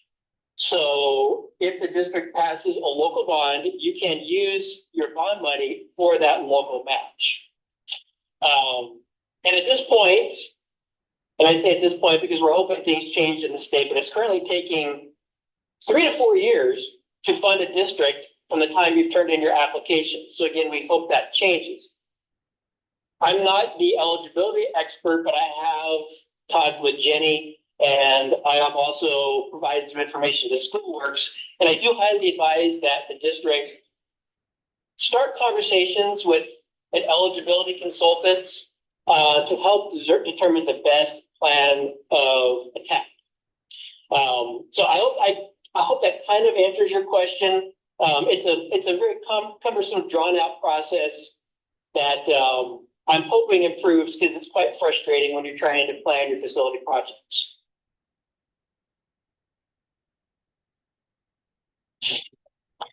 Any other questions on that? No, it doesn't look okay. Brett, thank you. I'll Okay, turn okay. this 17. Oh, wait. Yes. Scott, So Kraft has- I think you're saying, Yeah. if I heard you correctly, that in order to receive the funding, you have to have all those other measures put in place with the application, the plans, and the estimated about 3 years.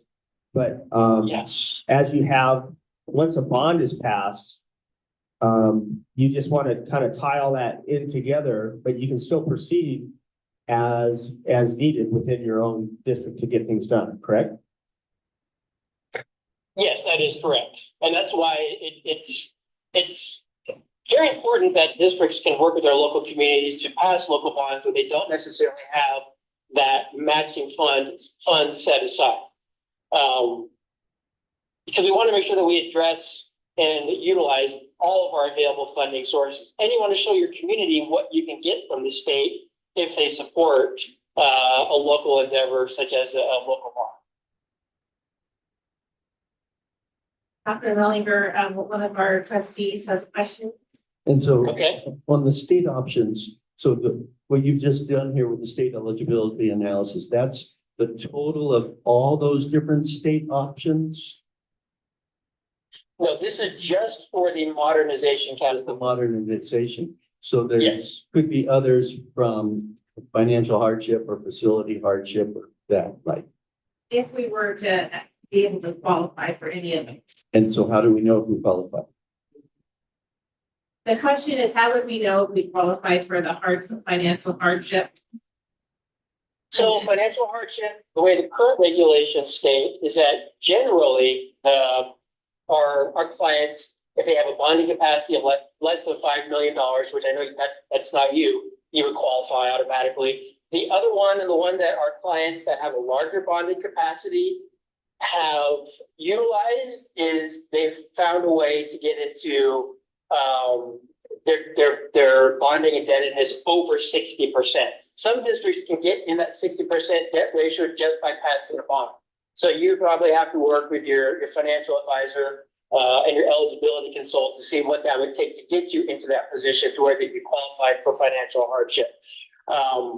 Depending on what the state decides to do in November in terms of putting a measure on the ballot or not, the financial hardship regulations could change. So we're still kind of in a little bit of flux at this point, but that's kind of what we would do if we were to get into the financial hardship category. And obviously we don't want to get into facilities hardship because that means we had an earthquake or a fire or a flood. So we don't want that.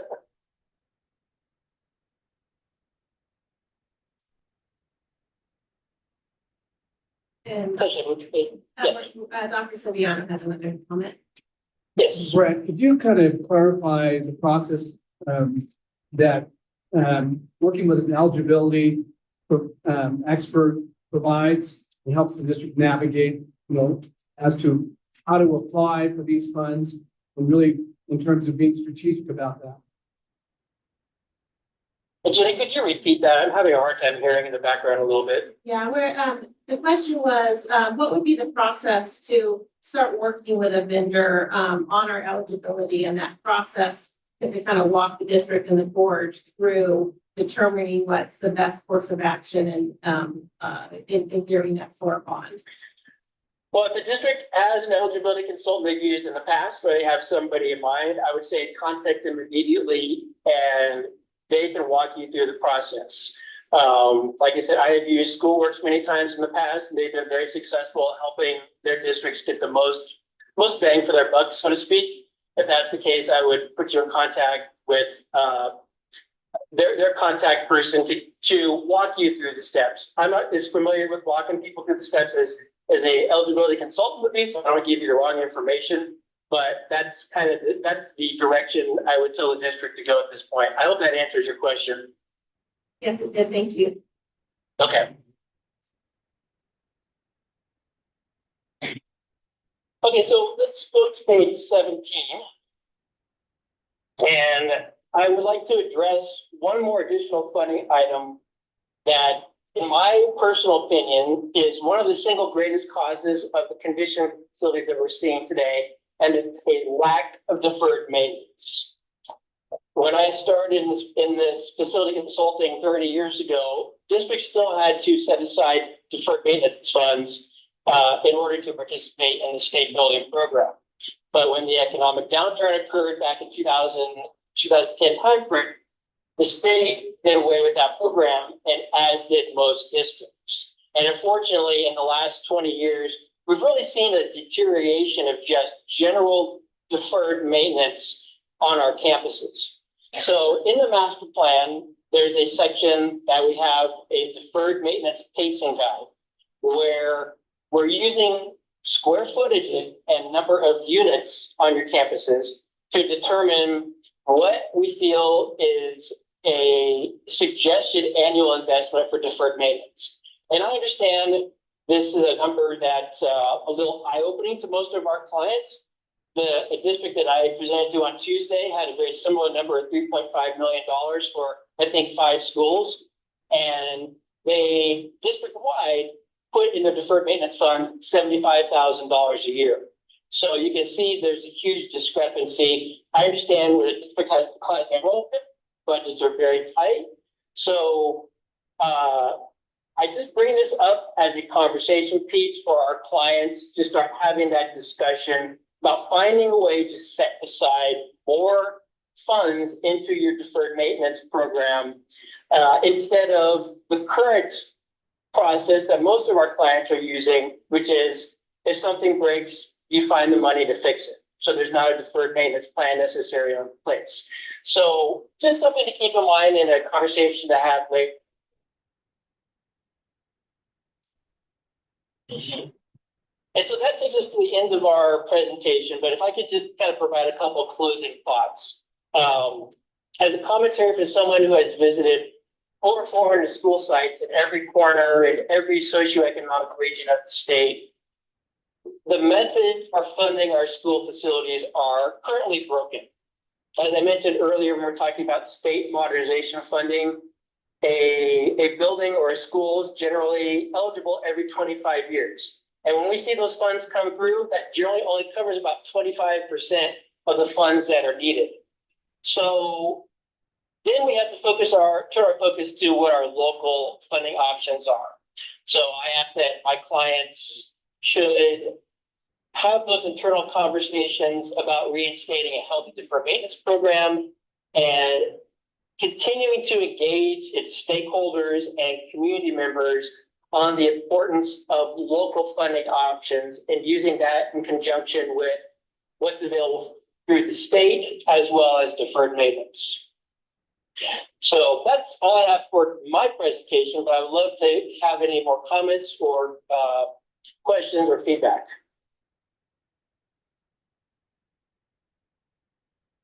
I just want to thank you. I enjoyed this. I think it gives us that tool that we need when we're going to be, as we look to move forward to the bond, and to back up already the work that our leadership team has put together.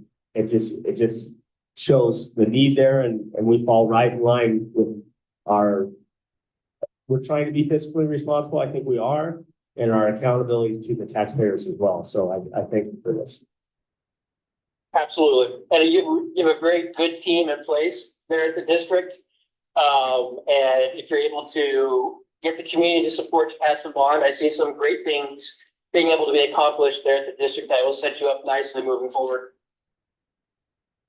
Okay, Brett. Well, I appreciate you being patient with us in the beginning here, and I appreciate your time. And this was very helpful. And great. Thank you so much, everybody. One more moment. Yes. Yes. I also, Brett, concur with Trustee Scott. A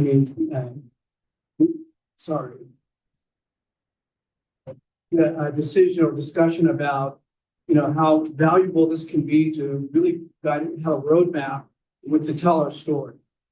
Apologize. And so I want to thank you for the work that you did with our staff, with our, with our maintenance team, and Jim and his staff.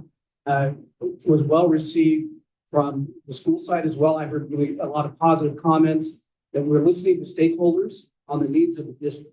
And so I think that's important. And I want to thank you for your thoroughness on your report.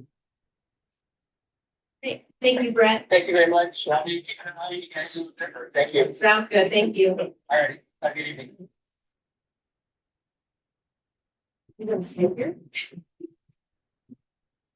Jen and Jordan and I were both kind of looking at budget items. What are we spending in deferred maintenance right now? Right now, there's not a contribution to the deferred maintenance fund, okay, Fund 14. Okay, but we always contribute more than our mandated 3% of the general fund budget to routine repair and maintenance account, which we're addressing deferred maintenance within Jen's operating budget. So we're not, we haven't made a transfer since the state program has gone away that forced us to, but we did. We would build up those funds and then do summer work, build up those funds and then do summer work. Thank you. With that, we'll go ahead and move forward to 9.7 Business Services Presentation on Bond Survey Results. Jenny Haberlin, Chief Business Official. Hi. Ms. Joy Kummer is going to join me from Team Civics. So thank you, Joy, for being here. One moment. We're going to actually see if we can have Trustee Ridley teleconference in for this portion.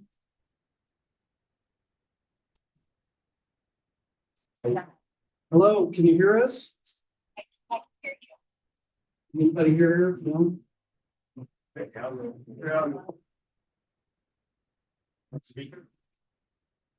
Okay, try again. Okay, There we are. We got it. good, wonderful.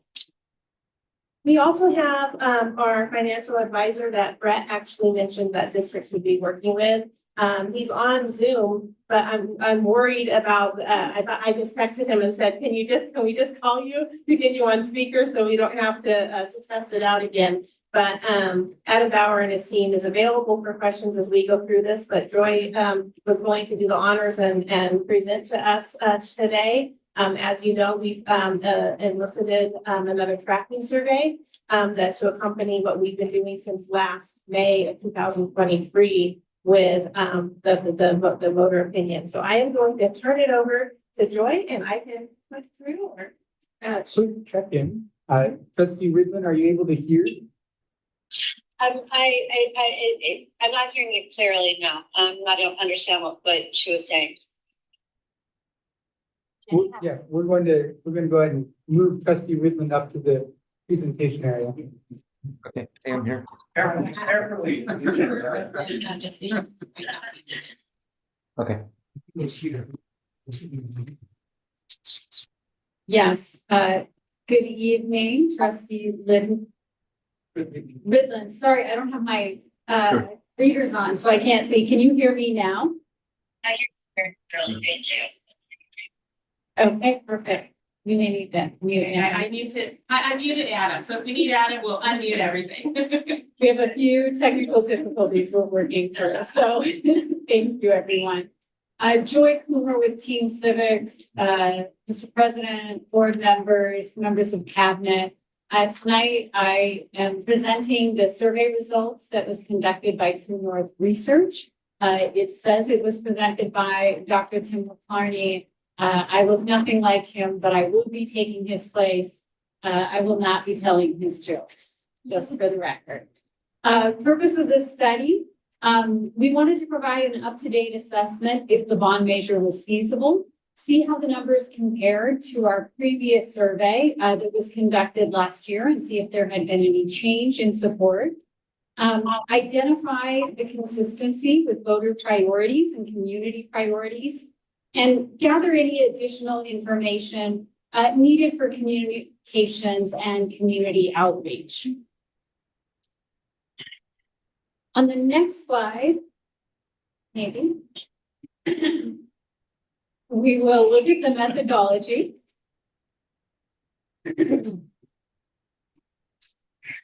So the methodology was selected from a stratified and clustered random sample of likely voters who were likely to vote this November 2024 using such characteristics such as age, gender, partisanship, household party type, and sub-geographics. This ensures that the survey is balanced and well representative of your district and represents the likely voters. Participation, people were invited to take the survey via personalized email from the superintendent. text messages, and telephone calls. There were PIN numbers that were used to restrict access and ensure that only one response came from each respondent. And then they were able to go to a website or give their responses over the phone. The survey was set out to collect 400 samples, and this is reflective of all 400 completed samples. That gives us an overall margin of error of 4.8 at the 95% level of confidence, meaning even if they had spoken to every registered voter in the district, they would be 95% sure that the results you see here today would be within that 4.8 margin of error. So on the next question, we have the ballot question itself, the ballot statement. This is similar language, and it is in fact the exact language that you have in your resolution tonight. We did not make any changes to it. So this language that we tested is the same language that you'll be voting on later. You'll notice that we've listed some of the types of projects right at the top, including improving school safety and security, replacing and repairing roofs, plumbing, heating, cooling, and electrical system, removing hazardous materials, and upgrading, acquiring, constructing classrooms, facilities, sites, and equipment.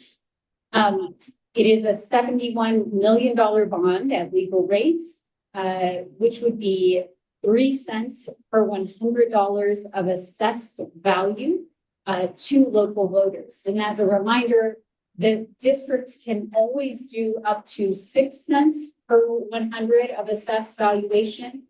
We have on purpose priced this to be in line with your community and facing the most urgent needs of the district. Next slide, please. On this slide, you'll see the baseline survey that was conducted last year in the light green, and then this survey in the dark green. And when I say the results are very consistent, I mean results are very consistent. You can see in the initial question, keep in mind that survey question was asked 3 separate times. They were asked at the very beginning of the survey before they had any information about the bond measure. We then provided them some additional information about the types of projects that would be funded. And then the final time they were asked after they heard some critical statements that people who might oppose a bond might say. So we don't know of anybody who would oppose. We hypothetically came up with those questions. You can see at the initial ballot test, we were at 64%. As a reminder, the district only needs 55% in order to be successful. 64% is well above the margin of error and still keeps you above that passage rate. After they heard positive messages about the ballot measure, we jumped up to 67%. And then after they heard some of those critical statements, support did drop down to about 62%.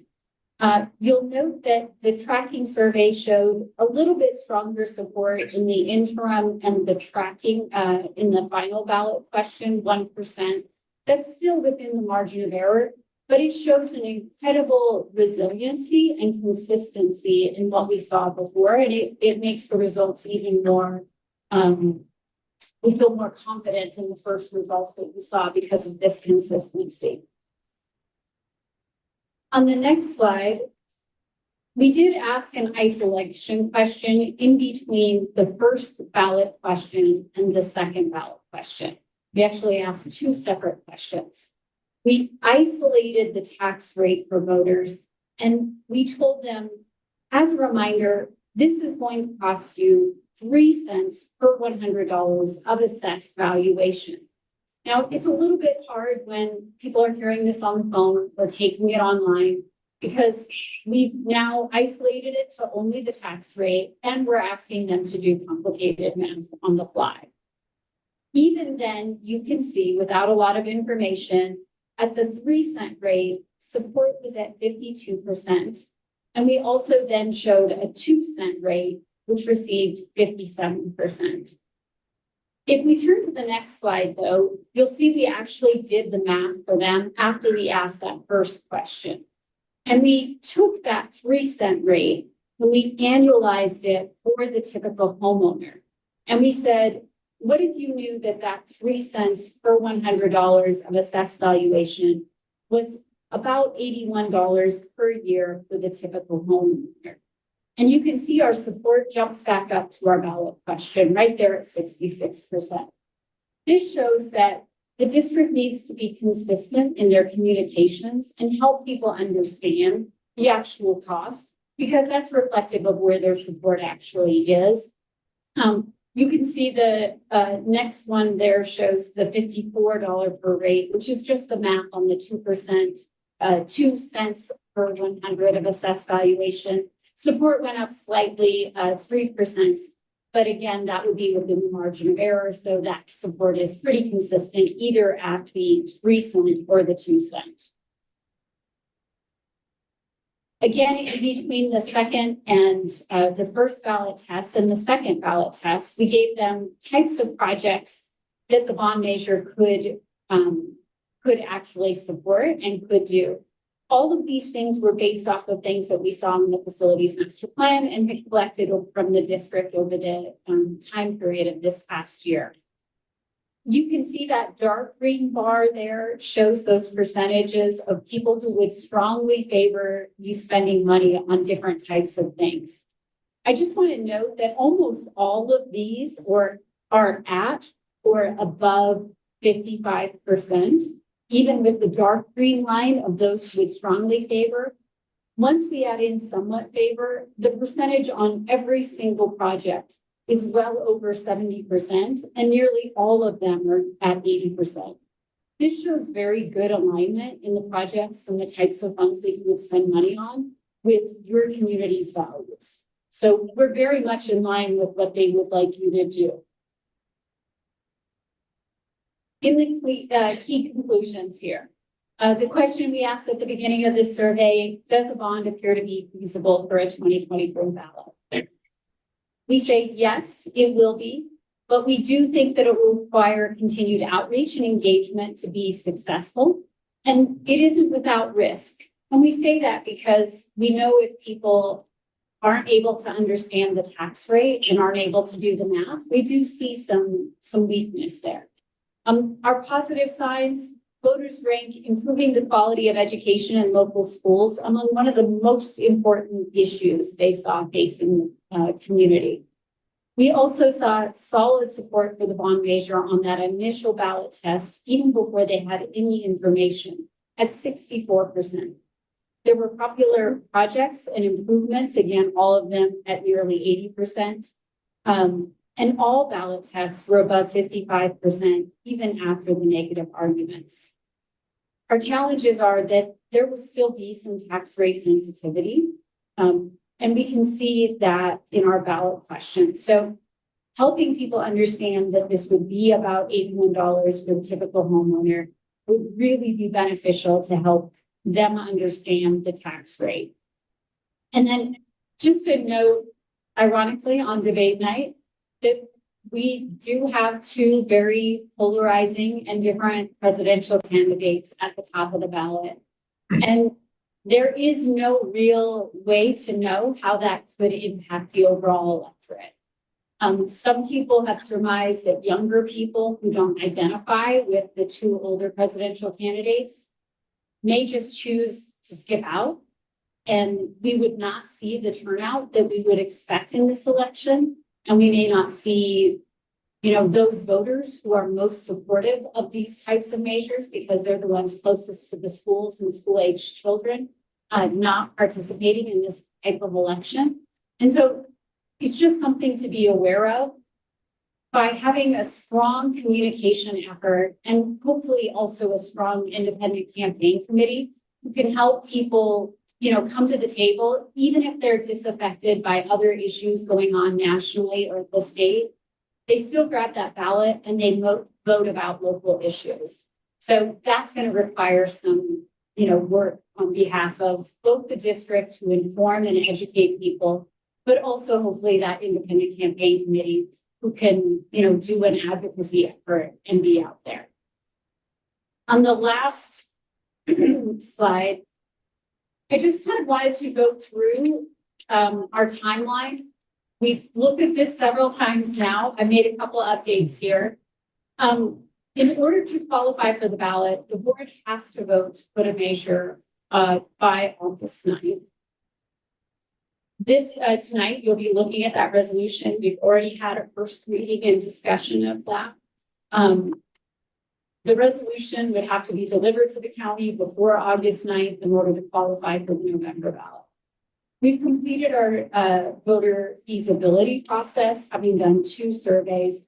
You can feel like you've really done a good job of understanding whether or not the community would support something like this. We've also been working on non-advocacy communications and consensus building, including a facilities committee, community outreach, staff and teacher outreach, and the completion of your facilities master plan. So the culmination of all that is the resolution that you have tonight. Once you vote, just a reminder, and your attorney would also say this, the district can always provide information, but you cannot advocate. That has to be done by an independent advocacy campaign. You can answer questions and be factual as a district. We just can't take a position. So with that, I'll conclude, and I'd be happy to answer questions that aren't mathematical. The board members can not advocate? On your own time as volunteers, staff and board members can always volunteer in their individual capacity on their own time, but it is volunteering. We cannot use district resources or district time. So computers, copiers, working hours.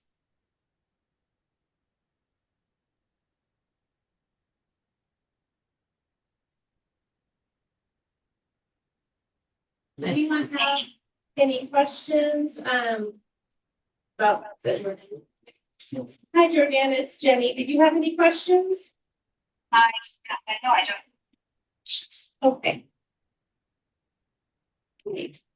Okay, well, thank you all very much. I appreciate your time. Thank you, Joy, for all your help and the team's help too. I know that we have Adam Bauer and his team listening. I will hang up the phone, and I appreciate everyone being here as we do the hard work on this journey. Oh, one question. Joy, were you surprised that it came out so much the same?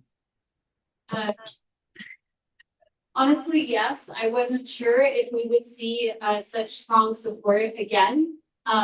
You just never know. And we had seen around the state a little bit of softening support for local measures.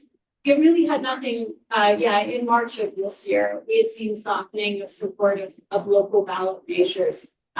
Nothing critical, but softening of support. And, when you see that, you always wonder what will it be in the next place we survey. But here it stayed very, very consistent. And I was pleasantly surprised. So how strong is your yes? I mean, if I lived here, I would vote. But...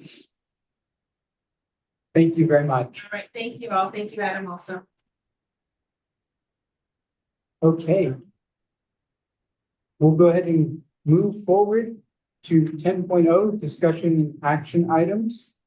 10.1, Superintendent, adoption of resolution number 23/24-22, order of election and specifications of the election order of Rim of the World Unified School District governing board members whose terms expire November 5th, 2024. This will impact none. Do I have a motion? So moved. We'll start first. Second. Second. Discussion? And where is Dan? Oh, there. Just want to make sure you're included, Dana. Thank you. Okay. Seeing no discussion, let's go ahead and call for the vote on this item here. All in favor? Aye. Any opposed? Motion carries unanimously. 10.2, Personnel Services, Educational Community Outreach Coordinator, job description, fiscal impact to be determined, budget source, community school grants. Do we have a motion? So moved. Bill? Second. Any discussion? Hearing none, I'll call for the vote. All in favor? Aye. Aye.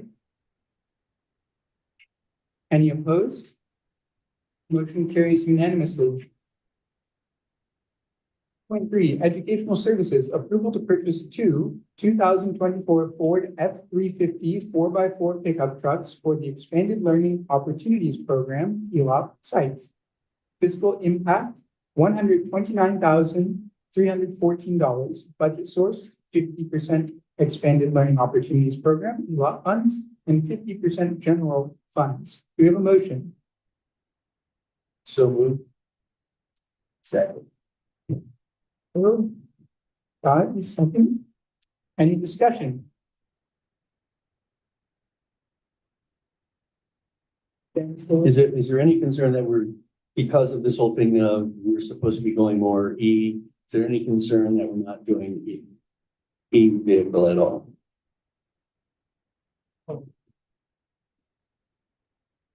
Sorry. Or even is there such a pickup truck that is both? Yeah, at this point, we're testing our waters with the 2 electric vans that we did buy and had a small grant for the EV infrastructure for those 2. But my understanding for what we would need, we would also be hauling, plowing. I mean, they would be multi-use for when we need to open those sites, that there isn't an EV option that would, so that we can move in that way. Good, thank you.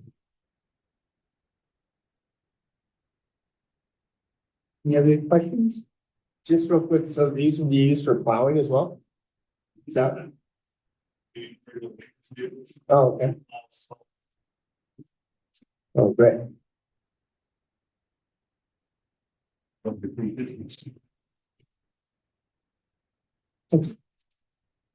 Go ahead and call for the vote on this. All in favor? Aye. Any opposed? Motion carries unanimously. 10.4, Educational Services, approval of the proposal for BJ Construction to repair the turf on the Lake Arrowhead Elementary Playground for the Expanded Learning Opportunities Program, ELOP students.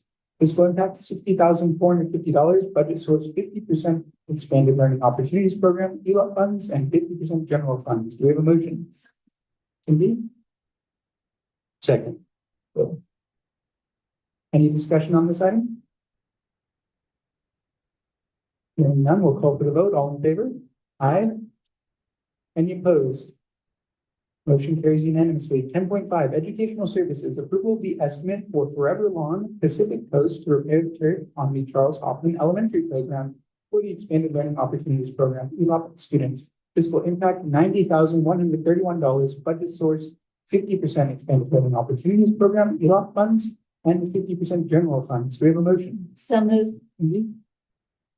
Second. Scott? Any discussion on this item? Hearing none, I'll call for the vote. All in favor? Aye. Any opposed?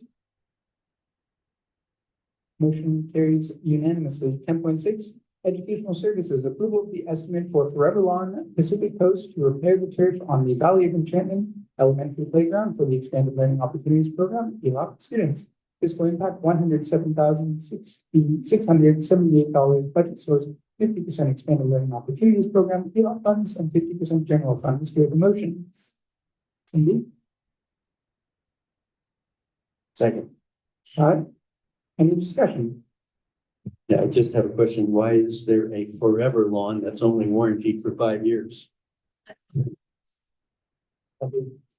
And I'm excited because some of the turfs look at BOE need some TLC, so I'm so excited that we're able to take care of these 3 schools. And it's good that we have the ELOP funds to be able to do it. It actually fits in a need for us and the whole school. Yeah, it's great for all of them. All right, let's go ahead and call for the vote here. All in favor? Aye. Any opposed? Motion carries unanimously. 10.7 educational services. Approval of the training contract between Rim of the World Unified School District and the Institute for Multisensory Education, IMSE, to provide training for staff during the 2024-2025 school year. Fiscal impact, $90,000. Budget source, ESSER funds. So moved. Second up first, Scott by second. Any discussion? Hearing none, we'll call for the vote. All in favor? Aye. Any opposed? Motion carries unanimously. Here we are, 10.8, business services, approval of resolution number 23/24-20, resolution of the Board of Education of the Rim of the World Unified School District ordering an election and establishing specifications of the election order. Fiscal impact none. Do we have a motion? I move the approval of the resolution 23/24/20, resolution of the Board of Education of Rim of the World Unified School District ordering an election and establishing specifications of the election order. Fiscal impact none. Wow, I will second that. Big, huge motion. We have a first by Dr. Nellinger and a second by Trustee Gardner. Any discussion on this item? You all should have the resolution in front of you if you need to chance to peruse that, or just give it a once over. Can I also make a comment that the resolution has made, that there's been no changes since the resolution that was presented at the last board meeting. Thank you.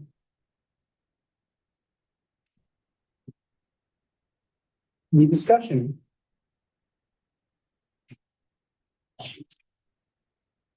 What can I say? We need this. And everything now, especially in the survey now that's gone out twice,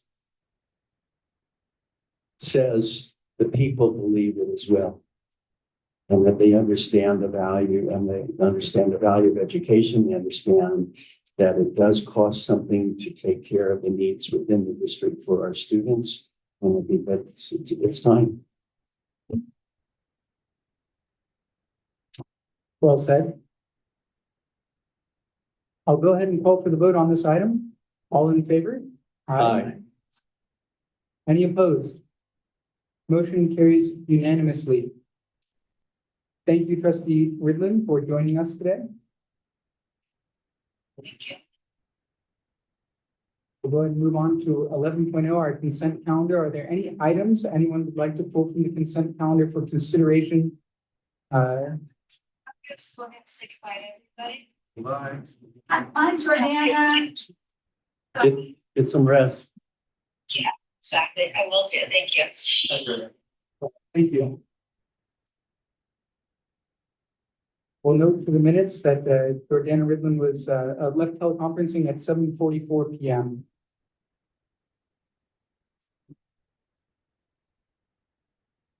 Now, there are a lot of items on the consent calendar, so I'll give everyone a moment to give things a once over. We all looked at them already, Jordan. We did our homework, Jordan. We did our homework. I appreciate that very much. I'll be pulling 11.3. There you go, Jordan. Start us off.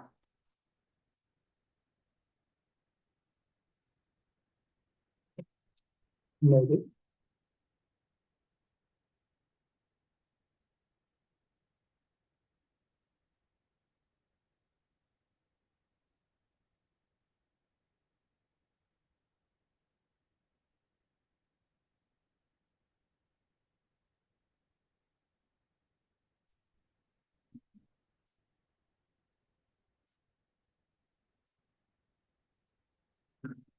Wonderful. With that in mind, do we hear a motion for 11.1, 11.2, 11.4, 11.5, 11.6, 11.7, 11.8, 11.9, 11.10, 11.11, 11.12, 11.13, 11.14, 11.15, 11.16, 11.17, 11.18, 11.19, 11.20, 11.21, 11.22, 11.23, 11.24, 11.25, 11.26, 11.27, 11.28, 11.29, 11.30, and 11.31. Could you read that again in case we missed one? Absolutely, that's 11.1. I motion to approve. We have a first from Scott, Second. second from Cindy.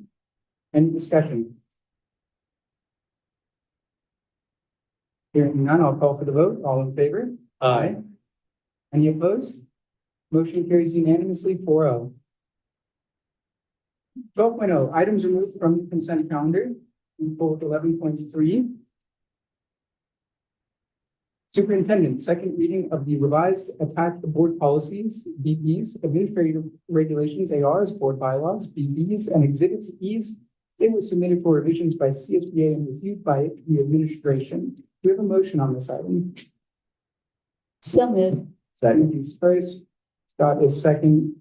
Thank you very much. I pulled this item because I specifically wanted to pull out, and I did not bring my laptop out at this moment, but I wanted to pull the our cell phone policy from this bill from this item for consideration to discuss.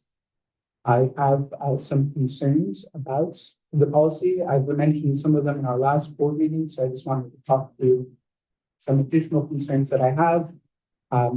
I just want to start by stating at a blanket level, I appreciate all of the research that's been sent to us and all of the work that has gone into developing this policy. I don't disagree what the research says, and that is that cell phones are a problem in the classroom. I don't disagree that we need a cell phone policy either. I just have concerns about this specific policy, how it was developed, and how it will be implemented. So I can talk about some of those, but I just, so first, like I said, just want to reiterate, not opposed to a policy. The concerns that I have would be that, I mean, this policy feels, I think, unnecessarily punitive. In a world where I can send some further reading for you all, but I just read a recent study that talked about the state of students in America and how they feel in their classroom, and the level that was reported for stress, overwhelmed, anxiety is at an all-time high. We know that the behavior that students have towards their phones and adults at large, that behavior is consistent with that of an addiction. And those are difficult to break. I feel this policy is extremely stringent in a way that is not going to be conducive to student mental health. In a different direction, I also feel that this policy does not adequately address the exceptions that need to be built out. There are some cell phone policies out there that states, no cell phones out during class, except where medically necessary. Our policy seems to not have this exemption. Perfect. That's great. Says emergency use health exception and that, there you go. I appreciate that. I think that in addition, some students use their cell phones as an assistive device, so it doesn't address that. I think there are issues from an equity-centered perspective. This policy, as I mentioned last time, does not spell out how the district will work with guardians, particularly single parents or guardians that are both working. It doesn't address how long we'll be holding phones for, or when how long we'll stay on campus to wait for somebody or a parent or guardian to come pick up their phone. So I think there's definitely some equity-centered implications here. Additionally, we've all talked about the importance of bringing in stakeholder voices, particularly student voices. This policy was developed based on a survey done to staff. I think their voice is critically important, but we're also missing two of those three key stakeholders affected by that decision, not parents, not students. I feel like we ought to get that stakeholder voice represented before we move forward with implementation. And finally, the last concern that I have is the ability to implement this before the school year. This is our last school board meeting before the start of this new school year, which is quickly upon us.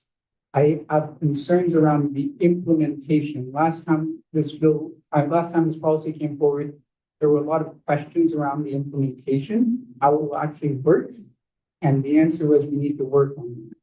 I feel that it might behoove us to put in that work and maybe bring forth an implementation plan in addition to a training plan for how we'll make sure this is implemented equitably and as seamlessly as possible.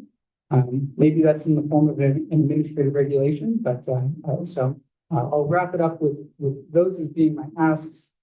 Again, I'm not opposed to implementing something. I feel like we have some more work before we do that. Jordan, could we ask staff to respond to some of the concerns? Yes, I think it's important that we have discussed implementation and the process for that. We'll have Mr. Hanson kind of address those concerns as we heard from the board the last meeting.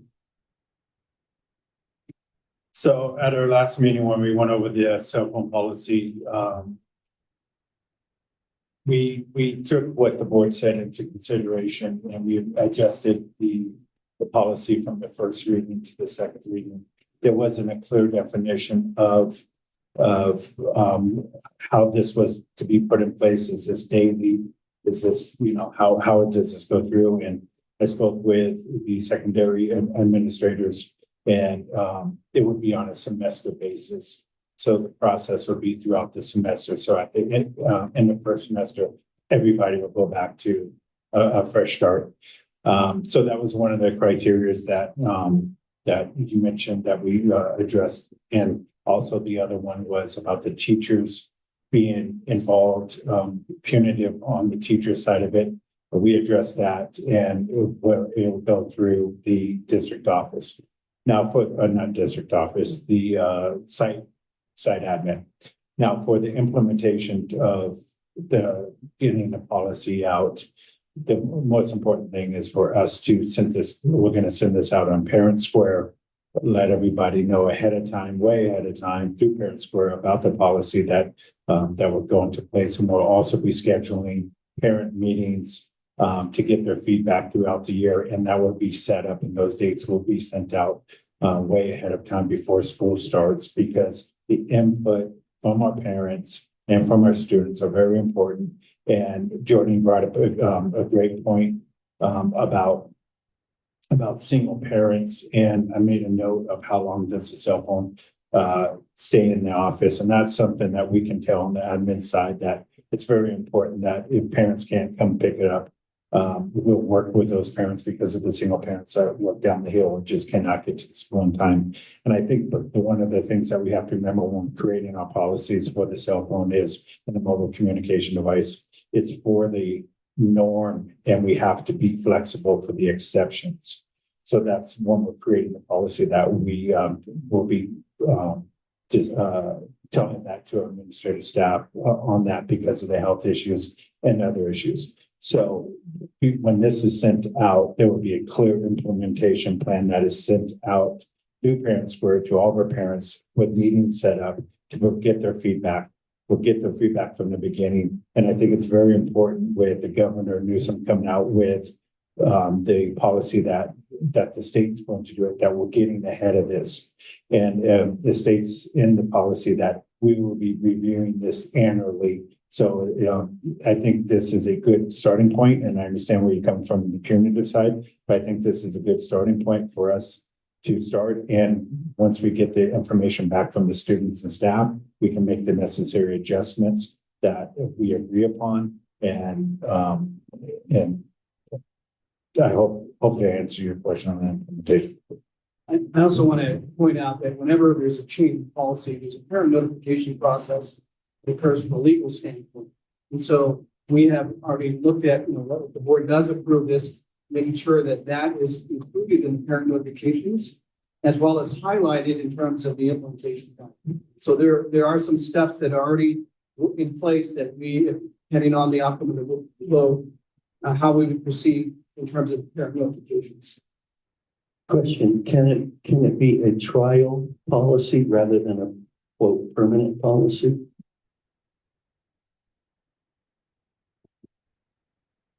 typically board policies are pretty well set. There's not a interim basis for year. But you can bring it back to revise it and amend it. So I have a question, Jordan, because I missed the last board meeting. So you say that it's on the punitive side. So instead of following these processes, what consequences would you lay out that have teeth? Because we get complaints from the teachers all the time that they're given directives to do, but they don't have there's no teeth the administrators have in their toolbox to make sure that it sticks and that teachers are supported and that they're not just the bad guy running amok being not supported. So what kind of consequences would you kind of look having in your mind as progressive steps? Just if you have. Yeah, I appreciate the question. There are a variety of directions that I've read. Some of them make some sense to me, some of them didn't in my research.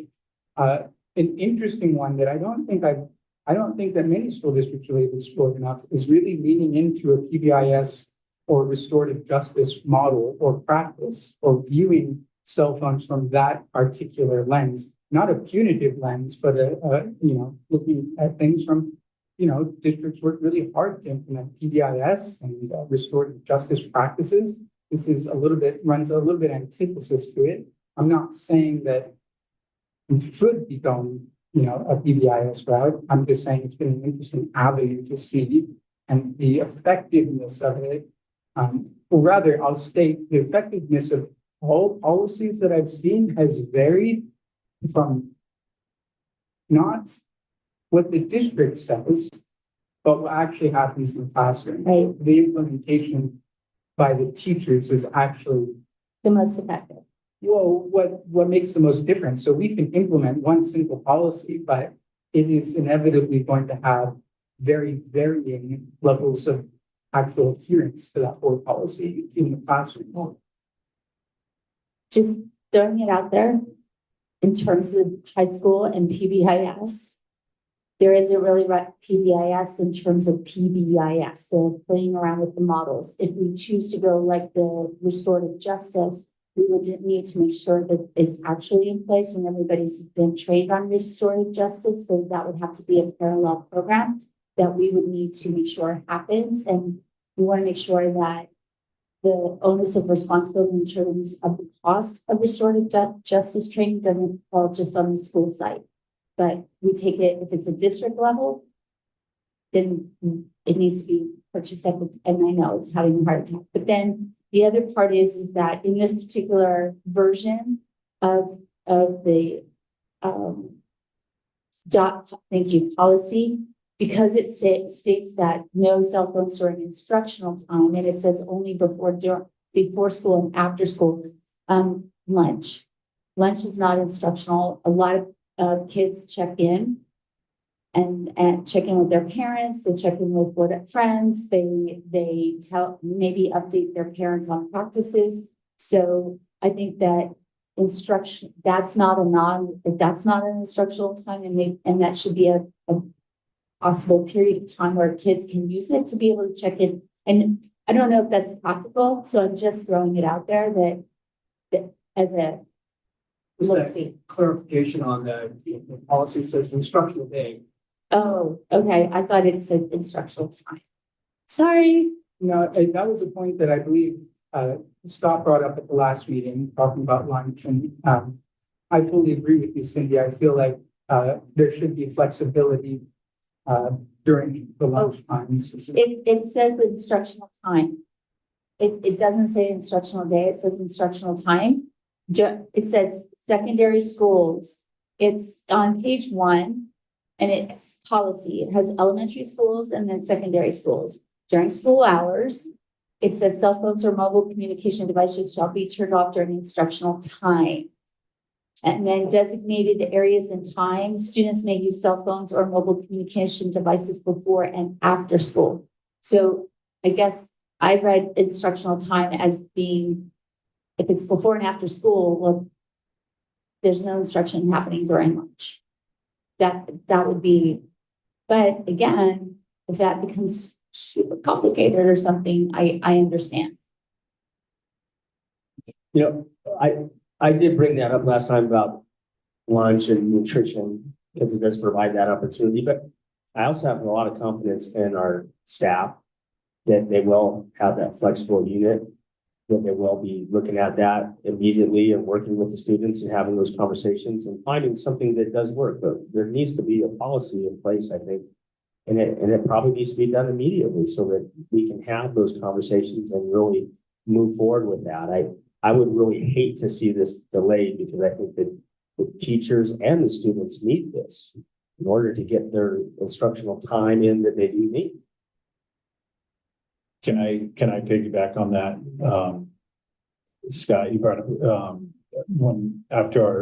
we talked about this at the last board meeting. I spoke down, like I said, I spoke to both, secondary admin.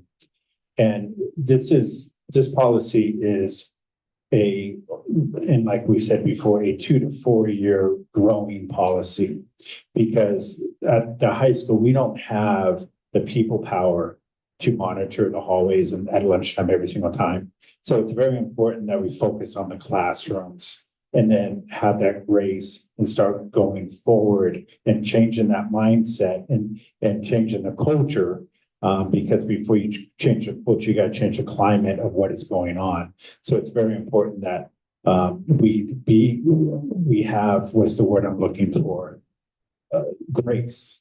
We have grace with outside of it, but it's very important to the administrators and to the staff that we focus in on the classroom, because that's where we're seeing a lot of it, and then slowly adjusting to the other parts of it. And go ahead. Well, I think in addition to this direction from the state that's coming and really trying to get in front of that before it hits, because once that mandate comes down, school districts are going to be scrambling to look at their own policies, and they're just going to be getting that work. We're already near the end of that work, or at least in the middle of that work. This will help us continue to drive that. I appreciate both of that. And I appreciate bringing up culture and climate, because that was another concern that I had. And I'm curious, will we be implementing anything for our own staff to help model the behavior that we're asking our students to take on? Will there be trainings around that? How will we enforce that? Is that in this policy? So I feel like, again, it just feels like there's, yeah, I'll let you respond. Absolutely. I like that we're referencing restorative justice, PBIS, and MTSS. The majority of our site administrators just attended a restorative justice training about 2 weeks ago. And at that training, we also looked at our MTSS template that we're working on for the coming school year.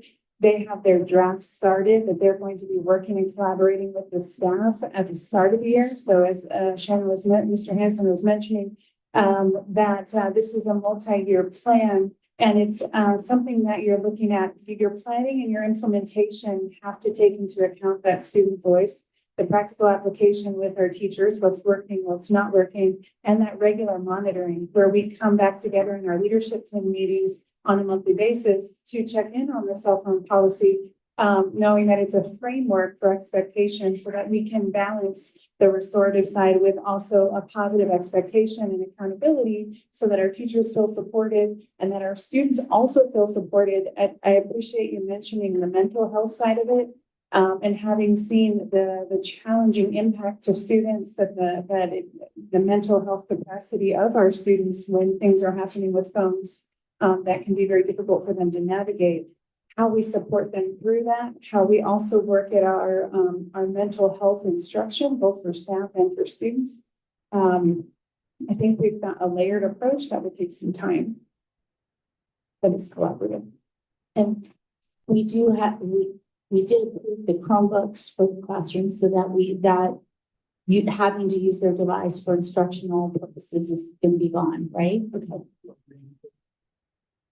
And that question was brought up at the last board meeting. I think it was Trustee Kraft was mentioning and asking Mr. Malone about the emails, and that's a very viable option as well. And that's one of the transitions that we think as a cabinet and that we talked about is we think that transition will be smoother inside the classroom because we did go to the 2-to-1 devices. And so therefore the cell phones should not be needed as much inside the classroom.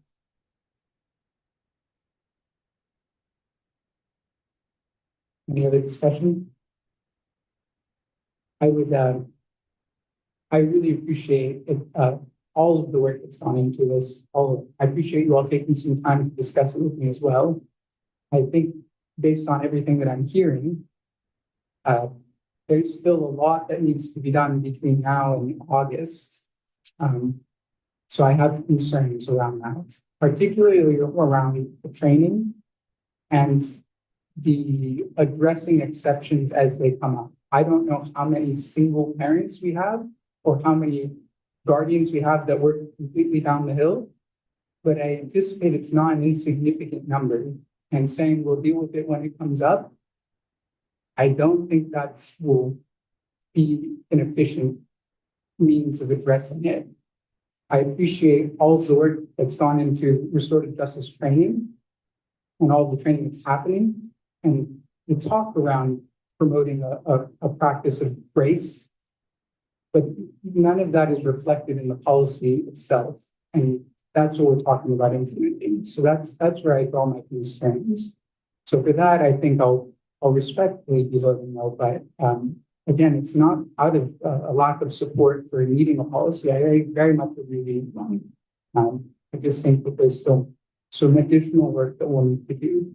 As Governor Newsom comes down with whatever mandate he does come up with, I do feel comforted knowing that we've put a lot of work in already.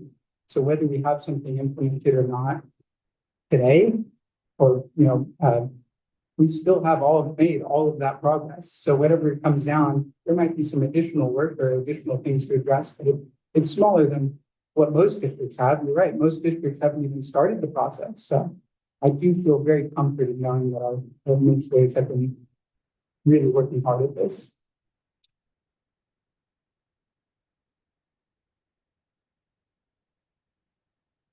I just feel, are there any specifics that you would say to the staff? I want you to go back and do 1, 2, 3. I appreciate that. Yeah, to summarize, I would be looking for a more fleshed out policy in terms of the implementation plan, particularly around training, particularly around handling exceptions. And I would also ask if we are talking about providing grace and understanding and working with people on exceptions, that those be spelled out in that policy. It might behoove us, as I mentioned at the start, maybe it might behoove us to bring a policy and an administrative regulation forth so that we are passing both at once, as opposed to saying, here's a pretty strict policy, we'll figure out things as they go. Maybe we could start with a little bit more of a plan that's cohesively brought together. I'll say, for example, the library plan. I know that a lot of work has gone into that. I know we've received a lot of updates on the steps that have been taken, and it feels like a process that had culminated in something very comprehensive. So I don't know if that would be a model, but those would be my 1, 2, 3 is that Dr. Mellinger put it. But that's my opinion. That's where I'm sitting. I don't know how my other fellow trustees are thinking.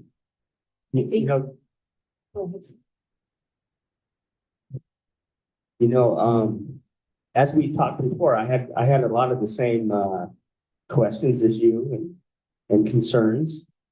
But as I also reflected upon it, and coming from my situation, I'm not saying that you don't understand this, but maybe I understand a little bit better, is that when I've seen things implemented, our staff at all our schools, they have a lot of grace. They have a lot of flexibility. They work hard to make these things work for the students and for the staff and for the parents especially.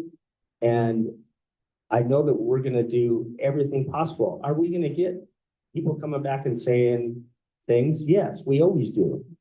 But we also, without having that firsthand knowledge, and when you have that firsthand knowledge, you see how sometimes some people will manipulate the facts a little bit. And it happens every day when people are driving or doing whatever they are doing. We have laws that are in place, and they're there to benefit the greater good of everybody. And I think this is a policy that does seem very stringent, but I know our staff will handle it as they always do. And I do appreciate also the conversation as well. So thank you. Appreciate that perspective. Thank you. All I'm just gonna say is I just caution how much of the nitty gritty how goes into a policy, because you have to realize that it's a policy. And so just using caution in how much nitty gritty goes into the policy as we go forward. I agree. That's why I referenced having an implementation plan in the ER. But I'm totally on board with you. Policy should be, done on. Any other discussion? And I also just want to say, policies can be brought back many times, even in a year, even in a month, if we want to. And we can keep modifying it and modifying it and modifying it. It's fluid in terms of being able to refine it to be specific to your local district.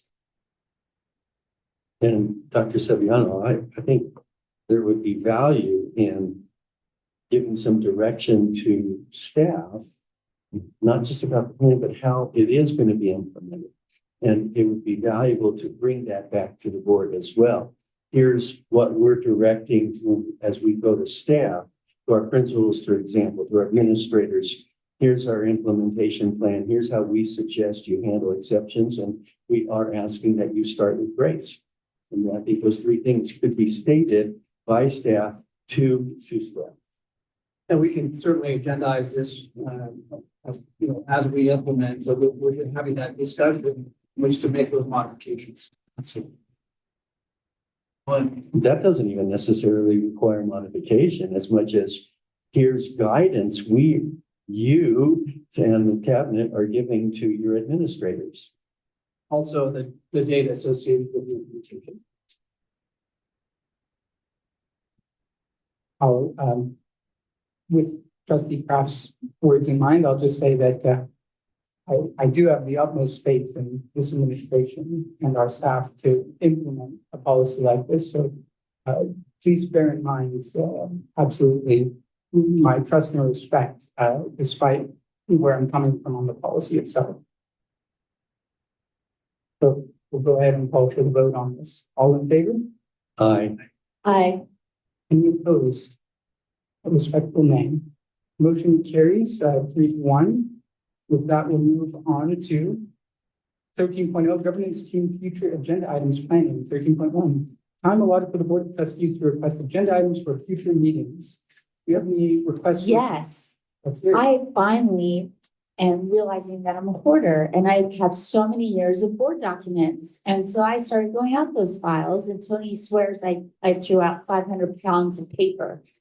I know, I think he's lying, but I found the document that we worked on the district goals with the revisions we made on the district goals at the board retreat.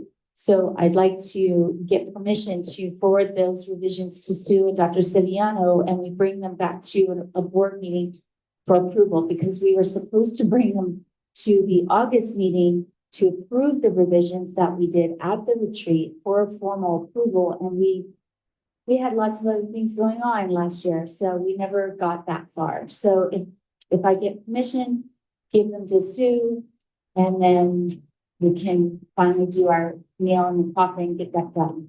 That was our board mission. No, district goals. District We goals. modified one of the goals to be more reflective of what we actually need. District goals, I see. And then, but Sue and Dr. Silviano can send those out, those revisions out to you guys so that you can just double check them. Which year was that? with you? It was, last year, I believe it, yes, June of 2023. Mhm. We just didn't move it forward onto an agenda.